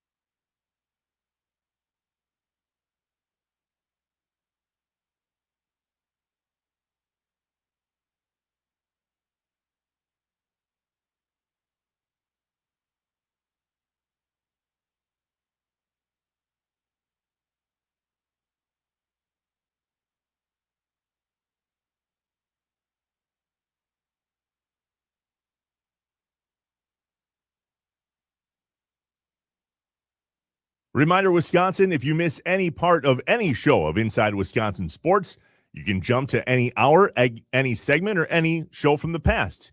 All you have to do is open your favorite podcast platform and type in Inside Wisconsin Sports. Poop, there we go. We pop up, and you click follow, and the rest is history. You listen to Josh and I wherever, however, and whenever you so choose. Thanks in advance for participating. Yes. Inside Wisconsin Sports with Trevor and Josh. Josh, did you see this? NBC Sports is doing a shoot, an NBC Sports Sunday Night Baseball video shoot. They are recording the brand new Sunday Night Baseball intro. Yeah, the open. Sure. They, as in the Milwaukee Talent Network, are asking for fans here in Wisconsin to come to American Family Field on Thursday, March 12th. That's the shoot date. The call time is to be determined. They'll be staggered, and it starts at 3 p.m. The release time, meaning when you as an extra, if you're so chosen, will be done with your new gig, will be staggered, but be prepared to stay for a full 8 hours until midnight if needed. And reminder, disclose any timing conflicts on the form when you fill out in terms of submission. Here's what's nuts, in my opinion, Josh. Mm-hmm. The extras are to be between the ages of 18 and 42. Yes. Make the cut. You made it. Let's go. Yeah, for about another 8 weeks, maybe. Extras will be in the audience for an artist performance, and you will need concert-level energy. Who is the artist? We don't know. No clue. Not a clue. Not us. Definitely not us. Extras may or may not be recognized in the crowd. There will not, though, be any upgrades for being recognizable. Meaning if they do a close-up of you in this photo shoot and you're the recognized one, that doesn't come with an extra $2-3. You're going to get paid $170 minus taxes, whether you like it or not. Mm-hmm. You're going to be paid through a third-party payroll service. Checks will be mailed to the talent directly, and the rate has already been adjusted for the agency fee of $200 to you. We take 15%. You get $170. Have a great day. However, good news, parking is free. Yay. So, Josh, you going to be an extra? Oh, I'm thinking about it. I thought I might fill it out. Here's the other thing too, though. I was like, okay, but as the Grinch said, but what do I wear? Okay, so they go through and they say, first of all, we asked that you're camera ready with hair and makeup done. Ooh. You got to put makeup on. Okay, yeah, I need to look pretty. Okay. Second, wear clothes you would normally wear to a baseball game. No problem. They say team clothing is okay, but we're representing all MLB teams for this video, not just the Brewers. Do not wear anything with specific player names or numbers on it. Interesting. Okay, so now you're trying to wear something that isn't like, because I'm trying to think about what gives you an advantage here, right? If you're blending into the sea of blue and yellow and you're wearing just, your Brewer jersey, you're not gonna stand out. You're gonna be like everyone else. So this is almost, if you live in Wisconsin and you're a fan of a different team, I feel like you're gonna be picked to be up front because they need that separation if they're trying to have this be a shoot that's representing more than just the Brewers. Here's what I'm curious about. Who's going to wear the Dodgers and the Cubs jerseys? That's what I'm saying. I promise you, there are people in the state, especially Cubs, that'll make their way to this photo shoot, and they will be, or this video shoot, and they will be highlighted if they're trying to show off more than just the Brewers. Yeah, good for you. I was thinking about, like, this might be a good opportunity if you have alt-colored Brewers gear. Like maybe some of your, like, the 90s throwback stuff now would be maybe a good time to bust that out for this. Get a little bit of a color discrepancy right here in the landscape of the sea of fans. Might help you. Just thinking out loud here. one quick side note on this. How cool is it that they're choosing AmFam Field No, totally. for the intro to Sunday Night Baseball? Yeah. Yeah, that's awesome. Like, I wonder if the stadium is going to be featured or if you'll even be able to tell where the performance is taking place. It reminds me of Major League. Yeah. There was a whole bunch of extras in Milwaukee back in the day when Major League was filmed at County Stadium. There was also another movie filmed in Milwaukee at a particular baseball stadium. Do you know who that was? Yeah, Mr. 3000. Awesome. Right? Yep. Bernie Mac. Rest in peace. Yep. I heard a ton of people that were at that were like, boy, that was a long day. Mm-hmm. It was a lot longer than I realized it'd be. Yeah.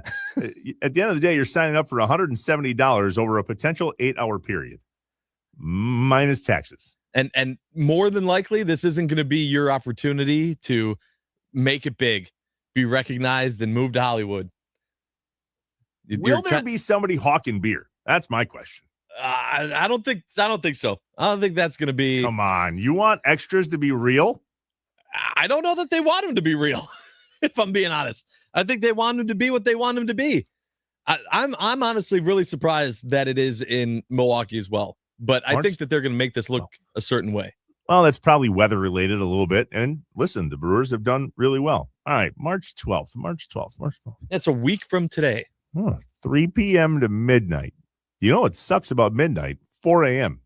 Oh, yeah. That's what sucks about midnight. Yep. Please do this. Will you please do this on behalf of all of us that can't do this? Listen, I will fill it out. I will fill out the form. There's still no guarantee that I get chosen, right? Well, no, and I would say that you are a choosable person. They're going to choose, 150 people? Yeah. You look like a fan. You know how to be a fan. Yeah, that's true. I would definitely agree I'm a fan. Here's the deal, though. You can't act. You just have to be. So you have to put yourself in the mindset. No more dancing. You've danced more in the last week. Come on, man. Than the last 6 months. Baseball. Let's go baseball. You're only moving your top half again. Just to let you know. I told you that's it. That's the middle-aged white guy move. Freeze those legs. Just move the upper half. Be an extra and look for it on social media. We'll share it to our platforms at On Air Josh, at Trevor Thomas IW. They're looking for extras in Milwaukee. So if you're listening on the Wisconsin Sports Radio Network and you have nothing going on at 3:00 next week, Thursday, buckle in. Maybe you can be an extra for Sunday Night Baseball and their new intro being shot at AmFam Field. We're inside Wisconsin Sports with Trevor and Josh, live from the Wisconsin Sports Radio Network studios, powered by the Potawatomi Sportsbook. Joining us next, the one and only Brian Butch. Don't go anywhere.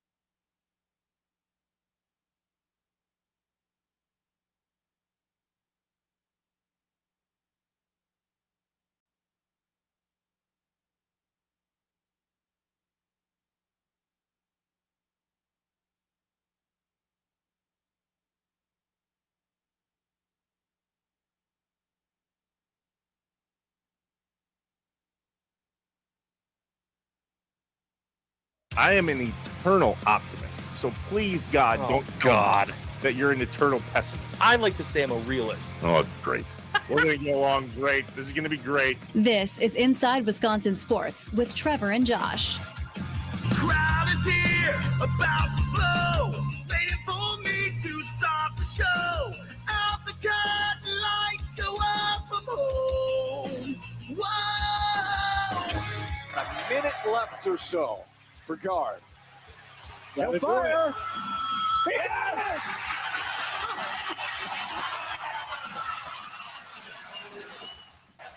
What a moment for Isaac Gard and his dad late. Domination for the Badgers in the final game of this season at the Kohl Center.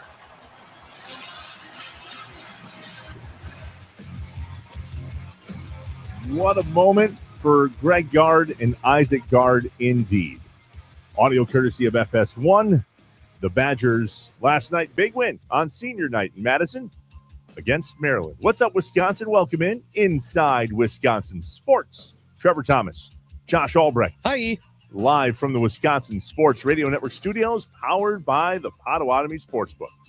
Joining us now on the Wisconsin Sports Radio Network guest hotline, powered by Gruber Law. One call, that's all. The host of Butchie's Den, our guy, Brian Butch. Butchie, what's up, buddy? Good to see you, Hey, man. Butchie. Thanks for jumping on. What's going on, boys? How are you doing? We're good. We're good. We're better now that you're here. And before we do anything Badger related and sports related, you're back on the morning right now. I want you to tell everybody how Blake is doing. Oh, we're doing good. We got a 3-month checkup with him. We got another one coming up here in about another 2 months. But life is doing good, and we're trending in the right direction. It's, obviously, every day's a battle. Every day there's a treatment. Every day we're going somewhere. Today we've got school, we've got yoga, we've got music therapy. But life is good. We're rolling. We get to do those things, just like I got to sit courtside last night. So we are very, very fortunate. There's lots of families that don't get to do what we get to do. So love it. Yeah, that's awesome. Good to see you again, Butchie. Always good, my brother. Yeah, let's talk about last night. Man, I mean, we talked about how senior nights aren't, I mean, we know what they should be, but not everyone gets to shine. You don't, a lot of times it's still a game, right? It means something. You got to play for it, and the game comes first.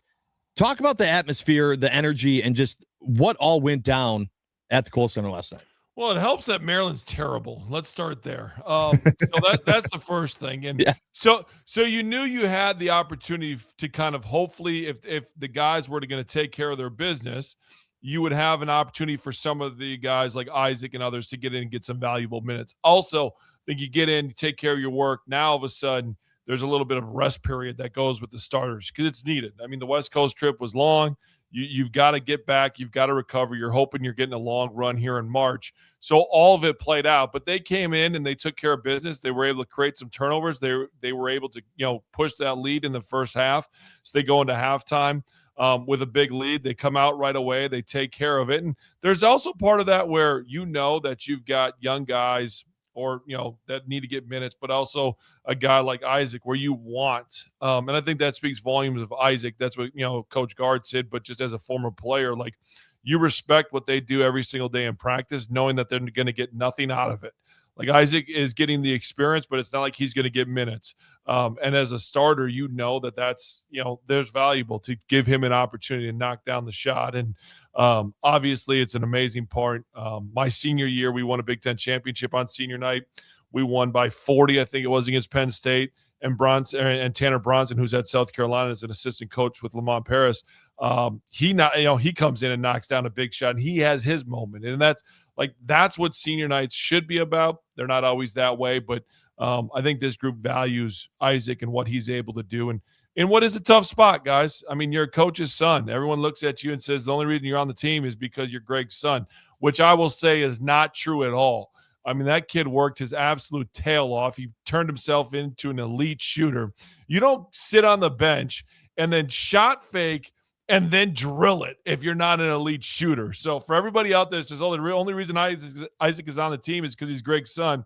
I'm calling BS on that one. Look at the kid is just wet from three. So Happy for him. Happy for the Guard family. Happy for Michelle, Greg's wife, mom. I told Greg after the game, I said, Coach, it was nice to see you have a moment, be dad and mom. You don't get to do that in that head chair that you sit in, but you were able to sneak a minute away, and you were able to be mom and dad, which was pretty cool. And I think it speaks volumes, guys, of what Wisconsin basketball is, the DNA, the identity of what it is. People try to put words on what it is, but it's a family, and that's a true explanation of what it was last night. Wisconsin basketball is definitely a family off the court. Brian Butch joining us on Inside Wisconsin Sports and on the court. Yet they also have a different identity sometimes on the court, like they did against Washington, but then also what they did against Oregon, and then what they did against Michigan, but what they did against Ohio State. So there's one game left in the regular season. Who is this Badgers team heading into March Madness? Well, they're a team, when they make threes, they're really, really good. They can beat anybody in the country. I was on a call with the Big Ten Network and Fox Sports. And, when you talk about the numbers and the metrics, Wisconsin has the 2 best wins in all of college basketball based on numbers and all that other stuff. And I'm not an analytics nerd, so I don't know if I completely agree with it, but the analytics nerds tell me it's the 2 best wins in all of college basketball, at Michigan, at Illinois, and I'll run with it. Their good is really, really good. Their bad is really bad. Greg said that in January to me and Matt, and I think it's true to a certain extent. Like, they've got to make some threes. They can't hurt themselves. And I think early on here, the injury to Nolan Winter, Greg came out and said it's probably not as severe as what people think. Now there's still more tests coming, and that's the hold your breath part, because they need someone in the paint to be able to anchor if they're going to make a deep, deep run, and then they're going to have to make some shots. But this team is exciting. They play fast. They play together. Unfortunately, you're going to be judged by what you do in March, which is dumb. But it's what you sign up for, I guess. So, Butchie, let's talk a little bit about March Madness and the expectations for this team, because I think, we're all kind of in agreement that if this team's making it from beyond the arc, they're hard to beat, right? If they're on, they're on. But also, the tournament isn't one where you can have an off night and then bounce back. If you have one of those nights where they're not on, well, that's the end of the season. So where do you see this team now, as they have one more game before the Big Ten tournament, being able to find that consistency when really they have one more game and then the Big Ten tournament to prepare? Josh, they are who they are at this point. There's no more finding. You know what I mean? Like, that's just kind of the reality of what they are. They're either going to make shots or they're not. You're going to sit here and you're going to be pissed as fans, or you're going to be thrilled with them. That's the reality. Like, when you get to this point, you're sitting here March 5th. You're not changing your identity. Like, they're not a great defensive team. That's not going to change over the next week and a half. It just isn't. Offensively, they're an elite team. Can they string together enough stops? That's the hope. Can they find the rotation to be able to find 5 guys on the floor that are clicking defensively to try to get a couple of strikes where they're getting 3 stops in a row? That's what Greg's going to try to do throughout the tournament. You hope you don't run into a team that's hot. But unfortunately, you kind of are who you are at this point in the season. Brian Butch on Inside Wisconsin Sports. Butchie, so many people on our talk-in text line, the Nicolay Law talk-in text line, say, so good to hear your voice. Well, we'd love for you to join as much as you can, and this is not the only place you can hear Brian Butch's voice these days. Tell us about Butchie's Den. I love it. Yeah, no, it's so we got Coach Brian dropping. You follow me on YouTube. Go look up Butchie's Den, or follow Brian_Butch32. Type it into YouTube. I'm surprised how many people actually want to hear what I have to say. Our subscribers is really high, which is fun, which means I'm doing something halfway decent. Attaboy. But I caught up with Coach Ryan yesterday, and that's dropping at 4:00 today. So hit that subscribe button on YouTube. You can check it on TikTok as well, and we'll put it everywhere else. But hit that subscribe button. It was great catching up with Coach. Like, the stories are great. I asked him, "Hey, Coach, what went through your head when I redshirted that?" So he gave me the legit answer, the real answer. And nice. I think for me, it was fun to sit back and just have a real honest conversation on the radio when we were doing morning shows and we would have Bo on. It's really tough to have a real conversation because the visual side of it, and he knows that it's on the radio. Coach didn't care that we were doing a podcast that was going to be on YouTube. He let it loose. So I was surprised on a lot of the things he said. So hit that follow button on Butchie's Den. Look it up on YouTube. But it was a blast. And I'm going to catch up with Greg Gard on Monday. We're going to talk a little bit as they get ready for the Big Ten tournament. And we're going to do a lot of interviews. I'm doing a lot of, quick hit type stuff. Not a full 3 hours. I'm not getting paid enough to do a full 3 hours, so I'm not going to do 3 hours, but we're going to give you a lot of other things on it. So, well, you're also doing some stuff with Bucks with our boy Brandon Snide here and Locked On Bucks. And Butch, I got to tell you, as much as I tell people don't tell me how to fan, I'm so confused on how to fan with the Milwaukee Bucks. So before we let you go, I need to ask you, what is going on with the Bucks team? Are they supposed to be tanking? Are they still in an area to not tank? What's happening with the Bucks? I'm not going to tell you how to fan, but I'm going to tell you how to fan. Every game that Giannis plays is a game closer to his departure. You don't want to see Giannis, because the last 2 games that we've seen Giannis play is the most frustrated that I have seen Giannis in a Bucks jersey. He gets a technical last night against, Monday night. He puts his hands up and just uttered, just disgust in what was going on, which we all are. And that is going to drive him out of Milwaukee more than ESPN driving him out of Milwaukee, more than the national media driving out of Milwaukee. If there's no joy in what he's playing and how he's playing and the way the team is playing, he is going to force his way out of Milwaukee. That's the reality of this. The Bucks team this year was never good enough, roster built wise, to win a championship. Was never going to be the case. Didn't have enough talent. All right, when we were talking about, Jericho Sims needs to play more, and we need to get this, and oh my goodness, that's wrong. Pete Nance, that's wrong. It was never built talent wise. Not saying those guys can't be great 12th men. Great, they could come in and give you one when you're load managing a night. That's fine, but they can't win a championship for you. And I just. What you're getting out of Giannis is you need to have that conversation. You need to shut him down. You need to say, hey, you're 31. He's even sitting. We're going to keep you healthy. We're going to make sure we do this the right way for you. I know you don't want to do it, but Giannis, this is the best for you. But you can't. The more games he plays, the more frustrated he's going to be. And then at the end of the season, he's going to look around and say, I can't do this, because players don't want to be in a place where they're frustrated. Brian Butch joining us on Inside Wisconsin Sports.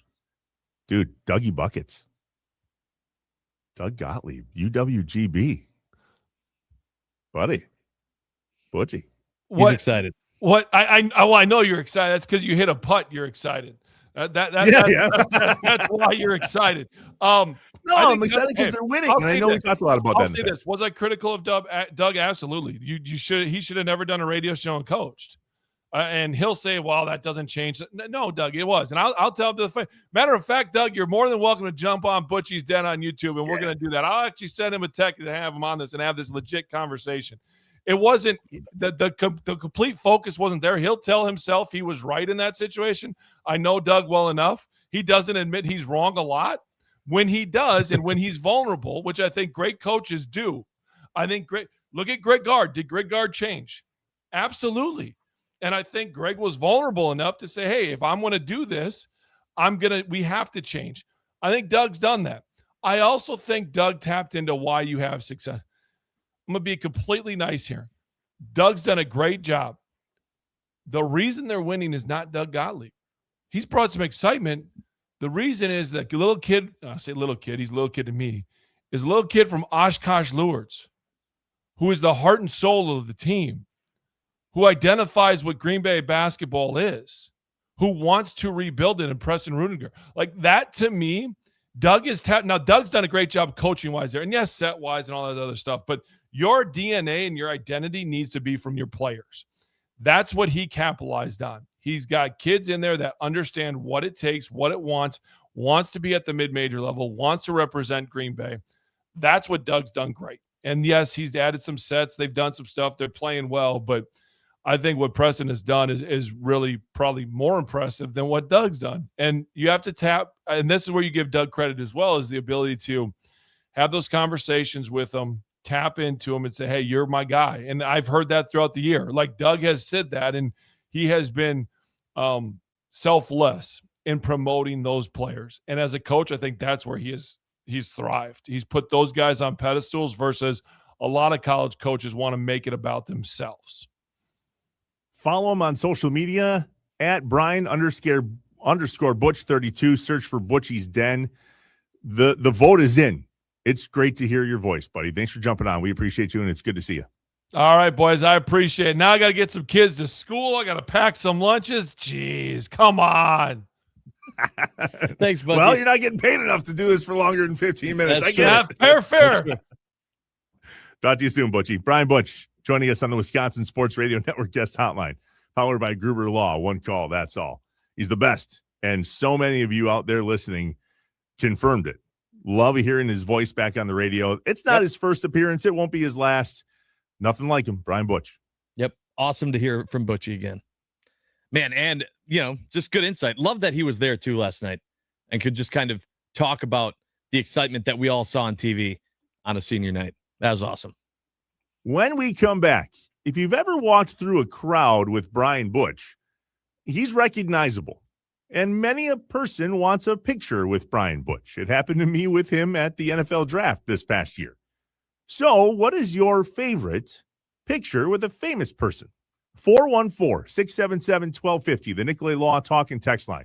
We talked earlier about seeing a famous person in public and making a decision whether you engage or not engage. Well, tell us the stories about when you engaged. Who do you have amazing pictures with and therefore a memory that will last a lifetime in terms of sports or famous or entertainment or all of the above? Let us know. 414-677-1250, the Nicolay Law Talk and Text line. We're live from the Wisconsin Sports Radio Network studios, powered by the Potawatomi Sportsbook, inside Wisconsin Sports with Trevor and Josh.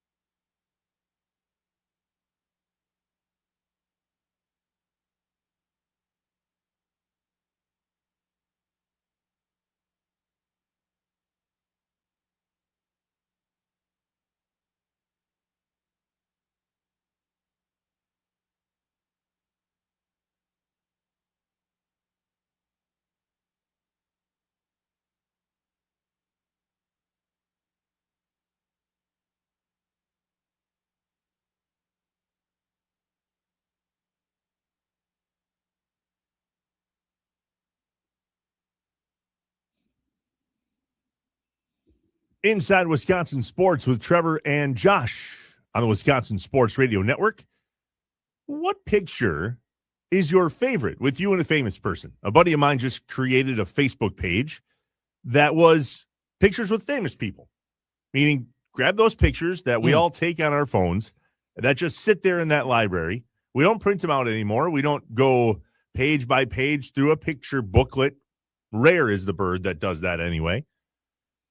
Yep. Hashtag technology. Yep. So if there's one that you would like to feature, blow it up and put it in a big old frame in the middle of your living room or man cave or garage or office, whatever it is. Tell us the story about a time when you met someone and got a picture with them that you're like, damn, I'm never going to forget that. That's awesome. So what's top of your list, Josh, in terms of I got a picture with this person? Yeah. And that's awesome. So I think one of my favorites, and I've been grateful enough to have a few, was when I got to have my Jordy meet Jordy Nelson. So we did not name our Jordy after Jordy Nelson. We named it because my wife's name is Julie. I'm Josh, and we said we're going with J's. And we could not decide on a J boy name. And I just threw that out there kind of as a joke of Jordy because I had already looked at every single possible list of J boy names out there. And Julie went, I love it. And so it became a thing. We've always joked like, yeah, Jordy Nelson. But then we got the opportunity to meet him and we took a picture with him as the whole family. We even put, that was our Christmas card that year, was that photo. And we said like from Josh, Julie, Jordy, and Jordy. And that was really cool. So that one definitely up there in terms of photos with celebrities. Love that. 414-677-1250, the Nicolay Law talk and text line. Noah from Florida says, got a photo with Melvin Gordon back in the day. Great guy. Still curious to hear the story about what happened outside that State Street Brats when he was in school. Jason in the 920 says, I have a picture from a meet and greet with country singer Jack Ingram. And due to a self-induced coma, I have no recollection of this event. I was there for that. Oh, okay. Mm-hmm. What about you? One night. What was yours? What's my favorite picture? Yeah.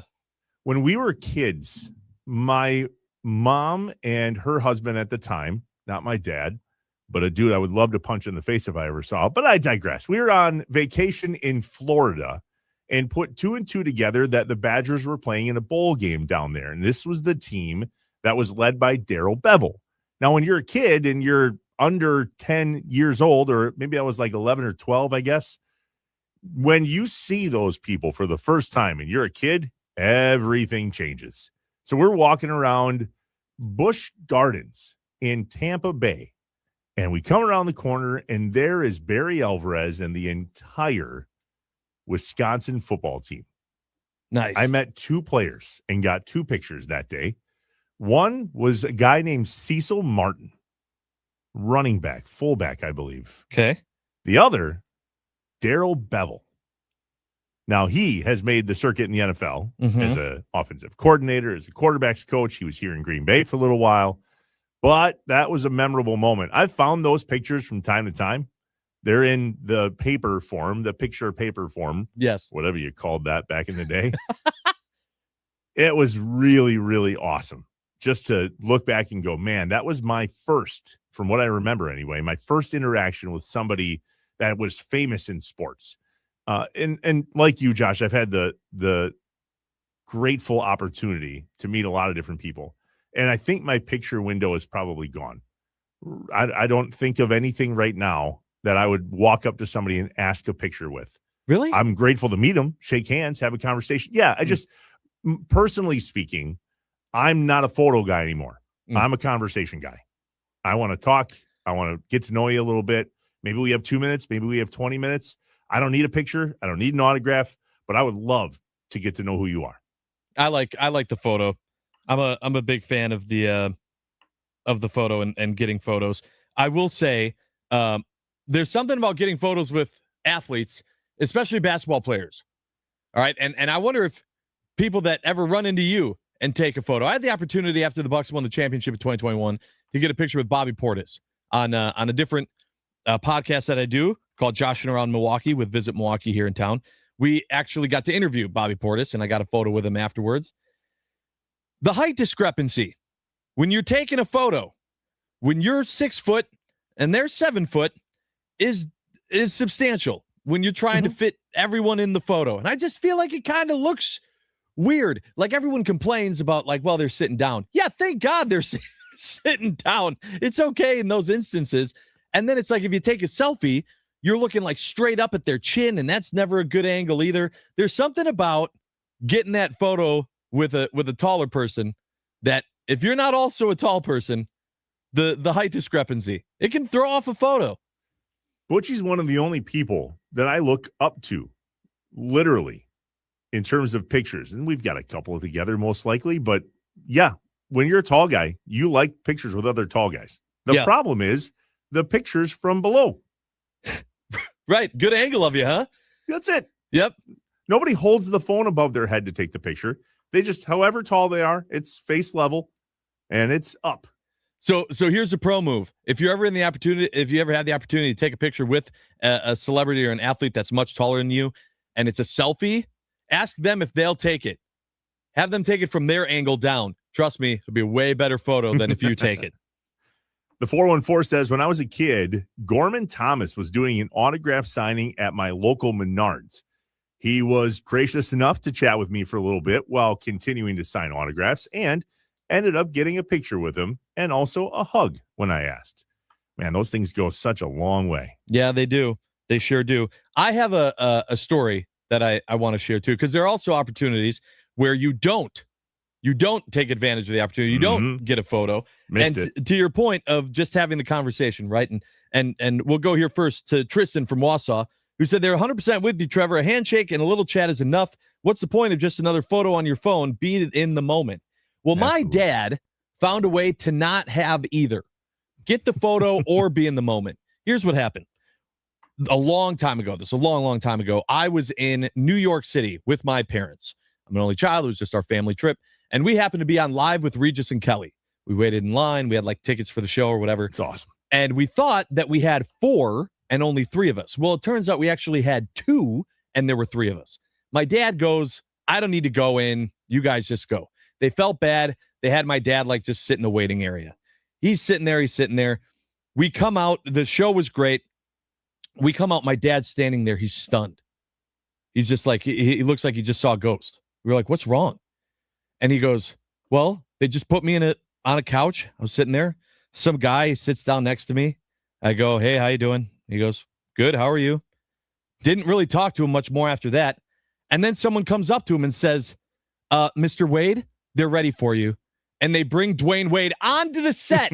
And my dad was just sitting there next to him for like 15 minutes. Just didn't say a word.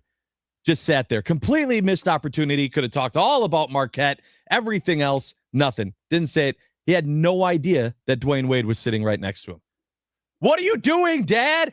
To this day, we give him crap.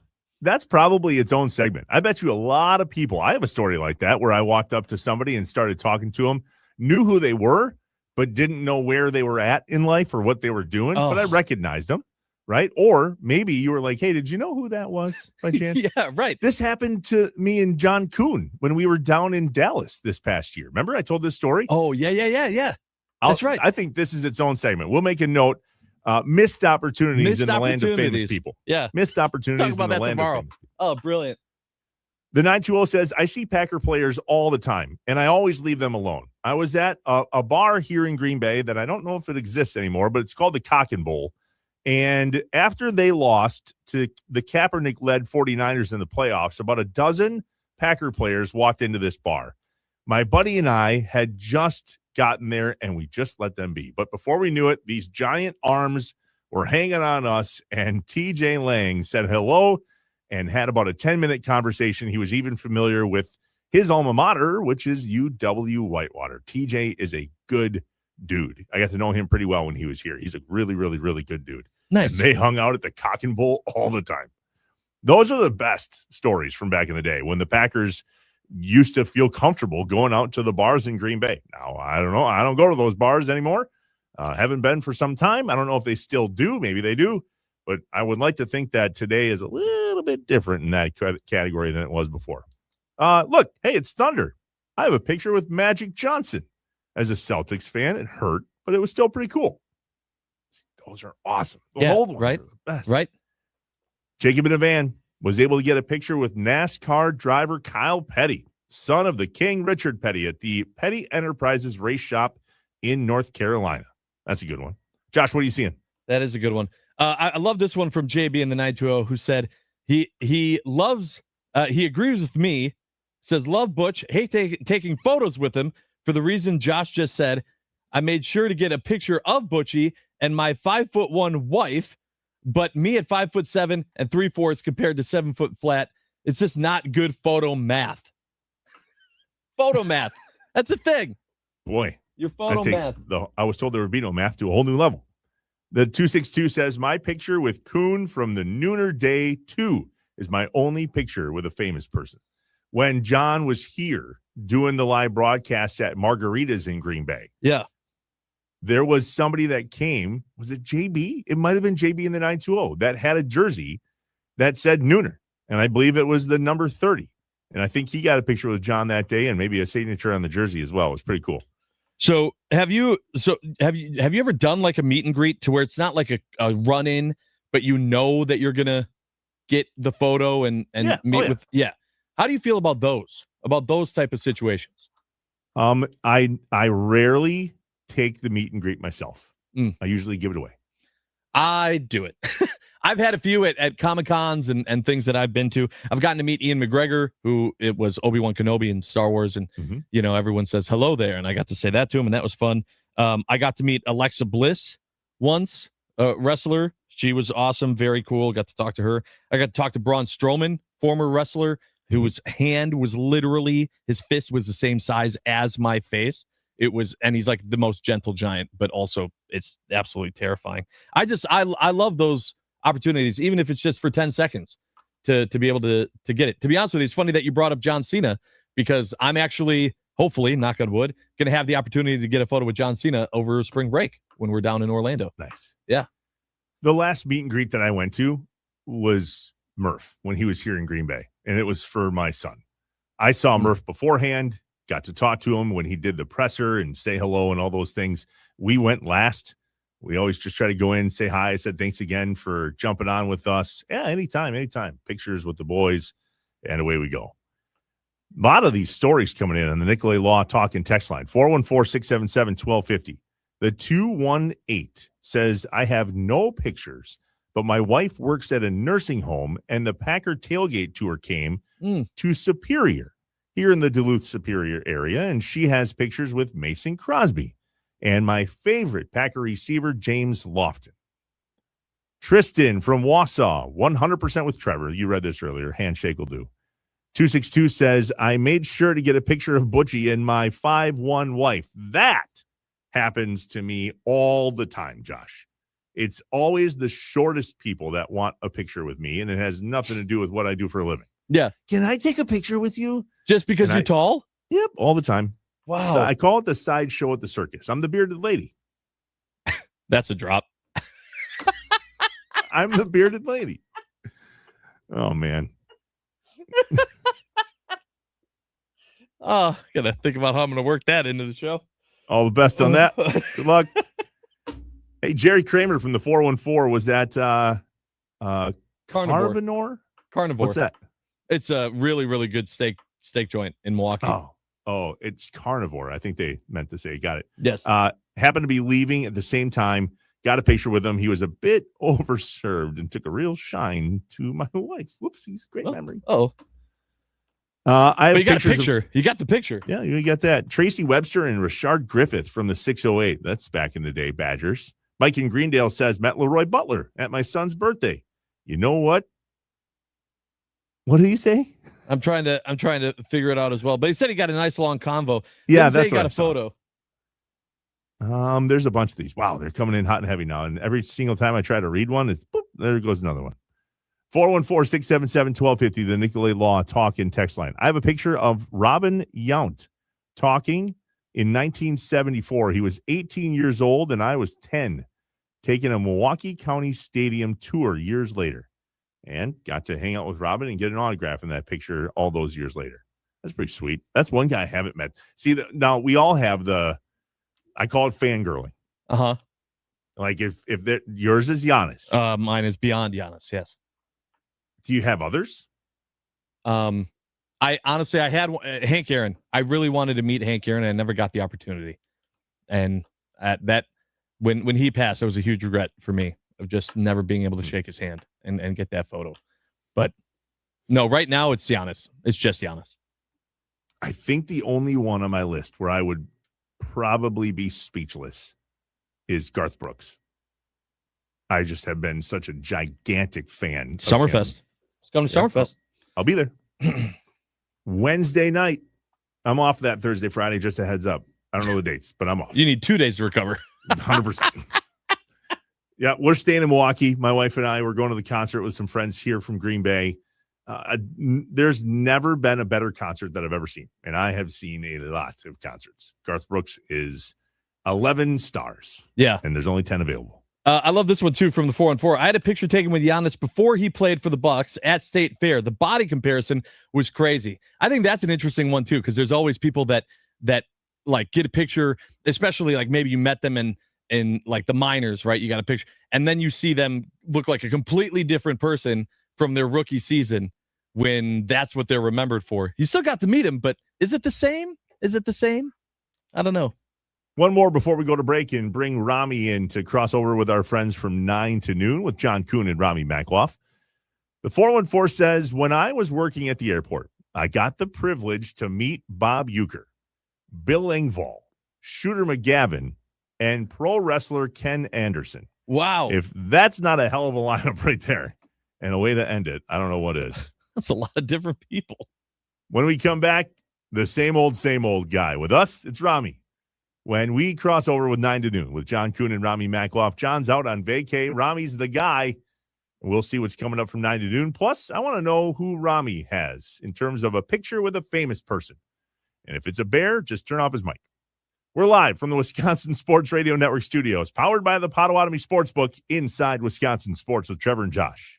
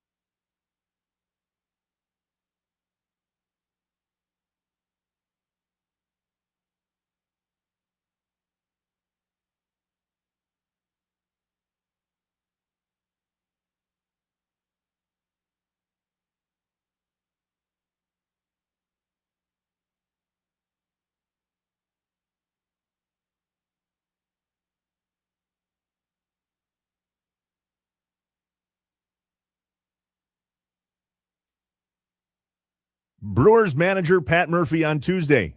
The president of the Brewers, Matt Arnold, joined him last night. Who will Tim and Tommy get tonight during Spring Training Live from 5 to 7 here on the Wisconsin Sports Radio Network? Up next on the Wisconsin Sports Radio Network after Inside Wisconsin Sports with Trevor and Josh, 9 to noon with John Kuhn and Rami Makloff. Rami joins us now. A picture with a famous person, Rami. Who is it and what's the story? I'd probably go, doing what we do. We're lucky enough to have a few of those. I'm sure you guys feel the same way. If I was going to pick one, probably Tracy Morgan. That's SNL awesome. fame. Yeah. So my buddies, former co-hosts, former Packers, Gary Ellerson and Leroy Butler, we went to see Tracy Morgan when he was here at the Pabst Theater. And I'm sure you guys, Josh, you're friendly with Leroy. Yeah. And when you're with a Leroy Butler or you're with a Gary Ellerson, when you're with former Packers in the state of Wisconsin, like doors open for you. You know what I Yeah, mean? you get opportunities for sure. Yeah, you get into places you otherwise would not get. Like there may or may not be a secret underground tunnel that can get you anywhere in Wisconsin that only former Packers know about, that I may or may not be allowed to tell you about. But we got to go backstage and not just meet Tracy Morgan. Like you think of a Tracy Morgan, and this was like at the height of his fame. It was shortly after he was like on his comeback tour from that horrific accident that he had. And like so you're thinking like he has an entourage, there's a million people backstage, and it was just me and Leroy and Gary and Tracy Morgan and his opener. It was just like the five of us hanging out. And Leroy mentioned to Tracy Morgan that I do stand-up comedy on the side in addition to the radio career. And Tracy Morgan takes me out on stage in an empty Pabst Theater and gives me like this long speech monologue about how I could be here one day. And I just got to commit to the dream. I will cherish that memory forever. That's probably, and I do have the picture. It was my profile picture for a long time on social media, but that was just a very cool experience. Like it wasn't just like, hey, how you doing type of meeting one of your heroes. It was like one of your heroes, like taking a genuine interest in you and taking you places that you otherwise couldn't go and telling you could be there one day. You know what I mean? So for you though, that was way more than just the photo. Yes. Right. Yeah. But the photo, you had the whole memory with it. Yeah. The photo, brings the whole memory back. It was amazing. I thought for a second he was gonna, because him and his opener just sat down in the front row. I thought they were going to be like, let me see what you got. Like, give me 5 minutes of your act here. Would you have been ready to go? Yeah, I would have done it. I Right. would have definitely done it. But he did. I would have definitely been nervous. No doubt about like just doing stand up for Tracy Morgan and his opening act would have been nerve wracking for sure. But I think I would have. I like to think I would have stepped up and lived up to the moment, but that was a very, very cool experience for me. And the picture just brings all those memories back. Are you still a big picture guy?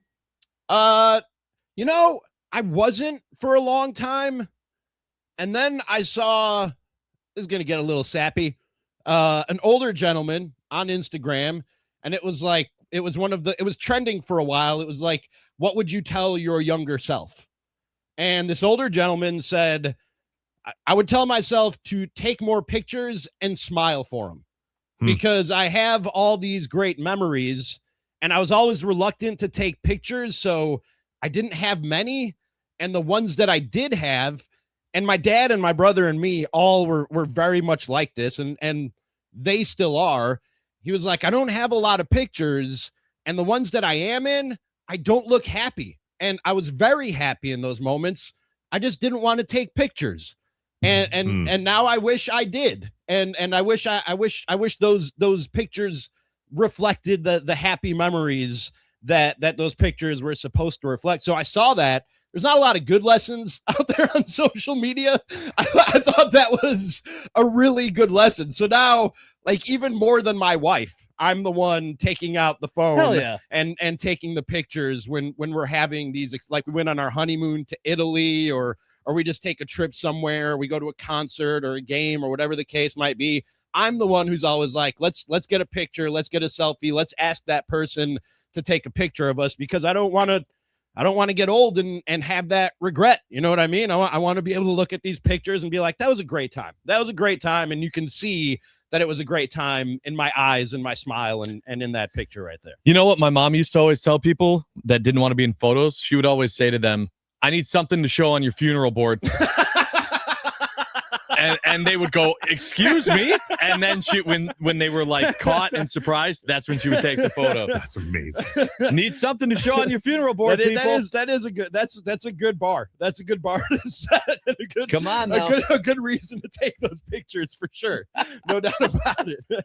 But yeah. Ronnie, what are the hot topics today on 9 to noon? I mean, we're talking about the Bucks, and did they die last night? Like, was that the death of the Milwaukee Bucks? Yeah. Do we play taps on the show today for the Bucks? Also with NFL free agency unofficially starting on Monday, like that's already around the corner. We'll talk a little bit about that. What would you consider a successful Packers offseason? We also will be joined by Vinny Rottino, as we are every Thursday of Brewers TV. He'll join us at 10 o'clock. Trey Crosby will be here at 11 o'clock. And if you didn't catch Matt Arnold last night on Spring Training Live, we will replay that for you at 10:25. So a pretty jam-packed show on 9 to noon today. Kuhn is still soaking up the sun in Hawaii, so me and Brandon Snide will be driving the ship this morning. Real quick, what do you think about the Packers re-signing a running back for, I don't know, like 4.8-ish million over 2 years? It's Chris Brooks. Josh and I talked a lot about this the past few days about the value of running backs. Thoughts on that? I'm surprised they're not bringing back Emmanuel Wilson, or at least it doesn't appear they're bringing back Emmanuel Wilson. Unrestricted free agent. He gone. Because I feel like, for a long time, the running back was on the verge of being obsolete in the NFL and in modern offenses. And I feel like here in the last few years, and Josh Jacobs, I think is one of the guys that kind of kicked that door back open, along with Saquon Barkley and Derrick Henry and a couple of other running backs around the league, that you're seeing them, and you're seeing the run game become a big part of offenses and of the NFL again. I feel like the value of running backs is back on the rise, and the Packers seem to be one of those teams that recognize that, having paid Josh Jacobs what they paid him to come here from Las Vegas, but yet the Emmanuel Wilson, the lack of signing him or re-signing him, or at least attempting to re-sign him, indicates that maybe they, at least the depth chart at running back, that they don't. That's not something that they really value. Are you playing me off like an awards show, which is what just happened there? Yeah. Thanks for your time, Ronnie. Appreciate it, guys. Yeah. Thank you. I want to thank my mom. I want to thank my dad. Take more pictures. Fill the funeral board. Yeah, take more pictures, folks. Make those happy memories look like happy memories. You know what I mean? 9 to noon with John Kuhn and Rami Makloff. That's next here on the Wisconsin Sports Radio Network. The studios, powered by the Potawatomi Sportsbook. Our thanks to Brian Butch for jumping on the show with us today. So good to see and hear Butchie on the radio once again. It's Inside Wisconsin Sports with Trevor and Josh. We will see you tomorrow. Because we're not done yet.